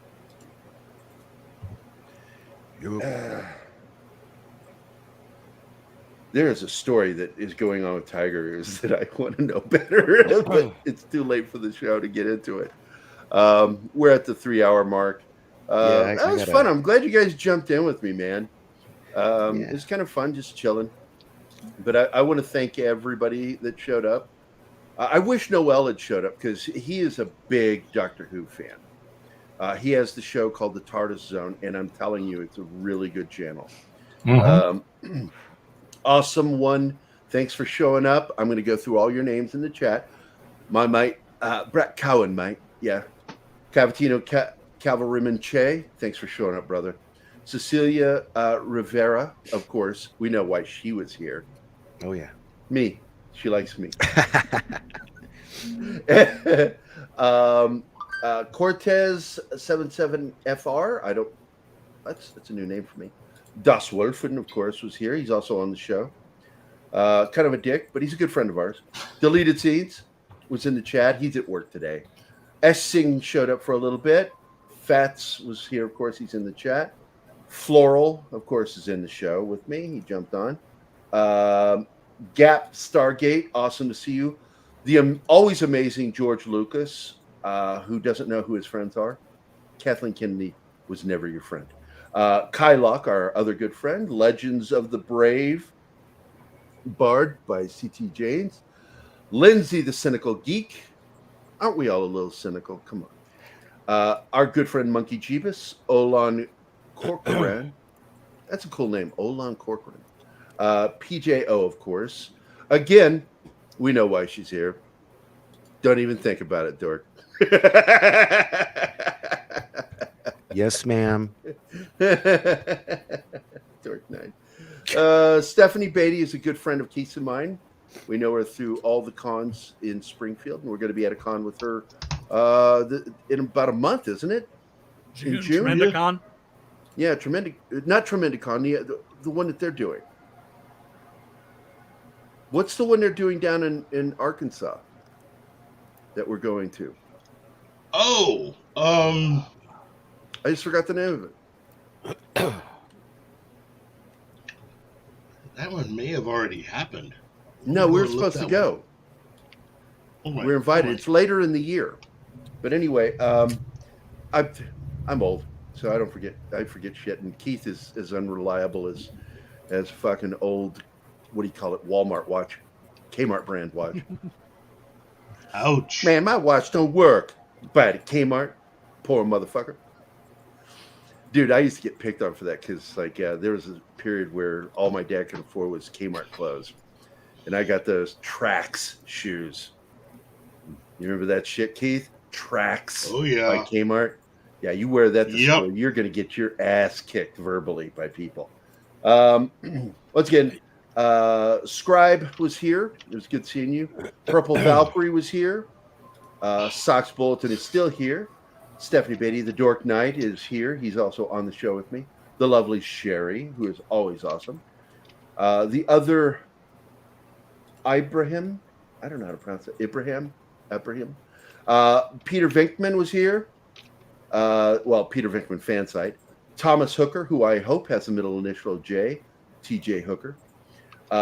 Tiger Ooze, thanks for showing up. And of course, our good friend, War Monkey. Aren't all monkeys war monkeys? Aren't all warriors cold warriors? That was a joke from Star Trek. Anyway, what did your mom say, Gary? I watch your show. I know that. That's why we love you so much. You're awesome. Hard to watch Mason without Burr. Oh, I did too. And here's what I had to say about that before we go. It wasn't Perry Mason for me until the final 2 episodes of the new series. And once I understood where they were going, I was like, okay, season 1's not going to ever be a favorite of mine, but I'm looking forward to where you're going with this. That we're going to see season 2 where he is now starting to stretch his muscles out as the attorney that we know. And he is, and whether you like it or not, he is one of the greatest detectives in the history of noir. And but he's a lawyer, but he's really fucking good at being a detective. His figuring shit out, because I still watch it religiously, the classic series. And season 1 and all the way to season 3 was nothing but adaptations of the short stories and books. And my God, the detective work in those things. just some of the best detective work you see. Yes, I know the complaint is that Perry Mason created what's called the Perry Mason syndrome. If you guys don't know what that is the belief by people involved in jurors and stuff that think that it's going to be quick. We're going to get a confession on the stand. Because they showed that too much. And a lot of people don't realize, though, that a lot of the cases that Gerry was holding was actually preliminary before it went to trial. I would say close to 70% of his cases were all preliminary cases before going to trial. He would stop it from going to trial and redirect prosecution in the direction of the right person. But far too often, people would confess on the show in a way that was absolutely unrealistic. It was still good all the way up to that moment. And then you get that moment. And I always prefer the way they do it on shows today where you see the person lawyer up. But we know, the audience, it's important the audience knows and believes that's the guilty party. And if they had gone that direction, I think that the Perry Mason syndrome would have never happened. But it is a problem that's a complaint within the legal system of jurors in particular believing that the case is going to be wrapped up really quickly and a confession will be found on the stand. And it just doesn't happen. It's like 1 percentile. It's that low. But when does he get the wheelchair? Perry Mason got the wheelchair in 1969, and he got a cool new jazzy fucking Quincy Jones theme song. He did have to change his name legally to Ironside. Nobody got it. No, I got Nobody it. fucking got it. Okay. I didn't say I wanted it, but I got it. Yeah, fuck you. Thanks everybody for being here. Grateful. What is this one? You can be good. You can be bad. It's a decision that's yeah. And I believe that a majority of people in law enforcement, because I know what you're talking about, Tiger. A majority of people in law enforcement are good people that are out to do the right thing. But you're always going to have that one small percentage that puts their stink on everybody because they're fucking cunts. And cunts smell. Oh my God. And with that. I bet you Andre would have laughed at that one. Yeah. I still, I'm one of the few people who successfully got him to actually fucking laugh at some of the fucked up shit that I will throw out there. Well, I have spontaneously retarded shit that I throw. Yes. I have a honey-do list I got to get to. I'm sorry, but... no, that's okay. You didn't really contribute much to the show. I know. I know. I'm sorry. But I love you, man. I'm glad love you too, brother. You guys have a great day, and I'll get with you later, bro. All right, buddy. Take care. Cheers. I need to figure out which song we're going to play on the way out. I will play this first. How dare you! Dare you! And that's to you, Das Wolfen. This one is to Fat Steven Seagal. Wow. And this one is to Keith. Well. Bye. Good movie. And this one is to the entire chat. Don't get me started. Don't even get me started. And don't forget, every time you watch CBS,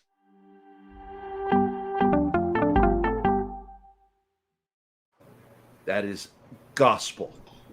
I want to thank everybody for being here. I've named everybody off. We need to get the hell out of here. I've got other things. I got artwork I need to be doing. But I want to thank everybody for being here. And here's our outro. Hey guys, thanks for watching Pop Culture Minefield. If you've enjoyed the show, please make sure to subscribe, and don't forget to click the bell icon for updates on our shows and channel. Also, please leave a comment. We'd like to know what you thought of the episode, as well as letting us know there's something you'd like us to cover in a future episode. Don't forget that you can become a member of Pop Culture Minefield now. Make sure to visit our membership page and merch store, PopCultureMinefield.com. You can always find Pop Culture Minefield on Twitter, Facebook, Instagram, YouTube, and Twitch. Man, that was some calm talk back here. He was so chill. fell asleep in the middle of talking.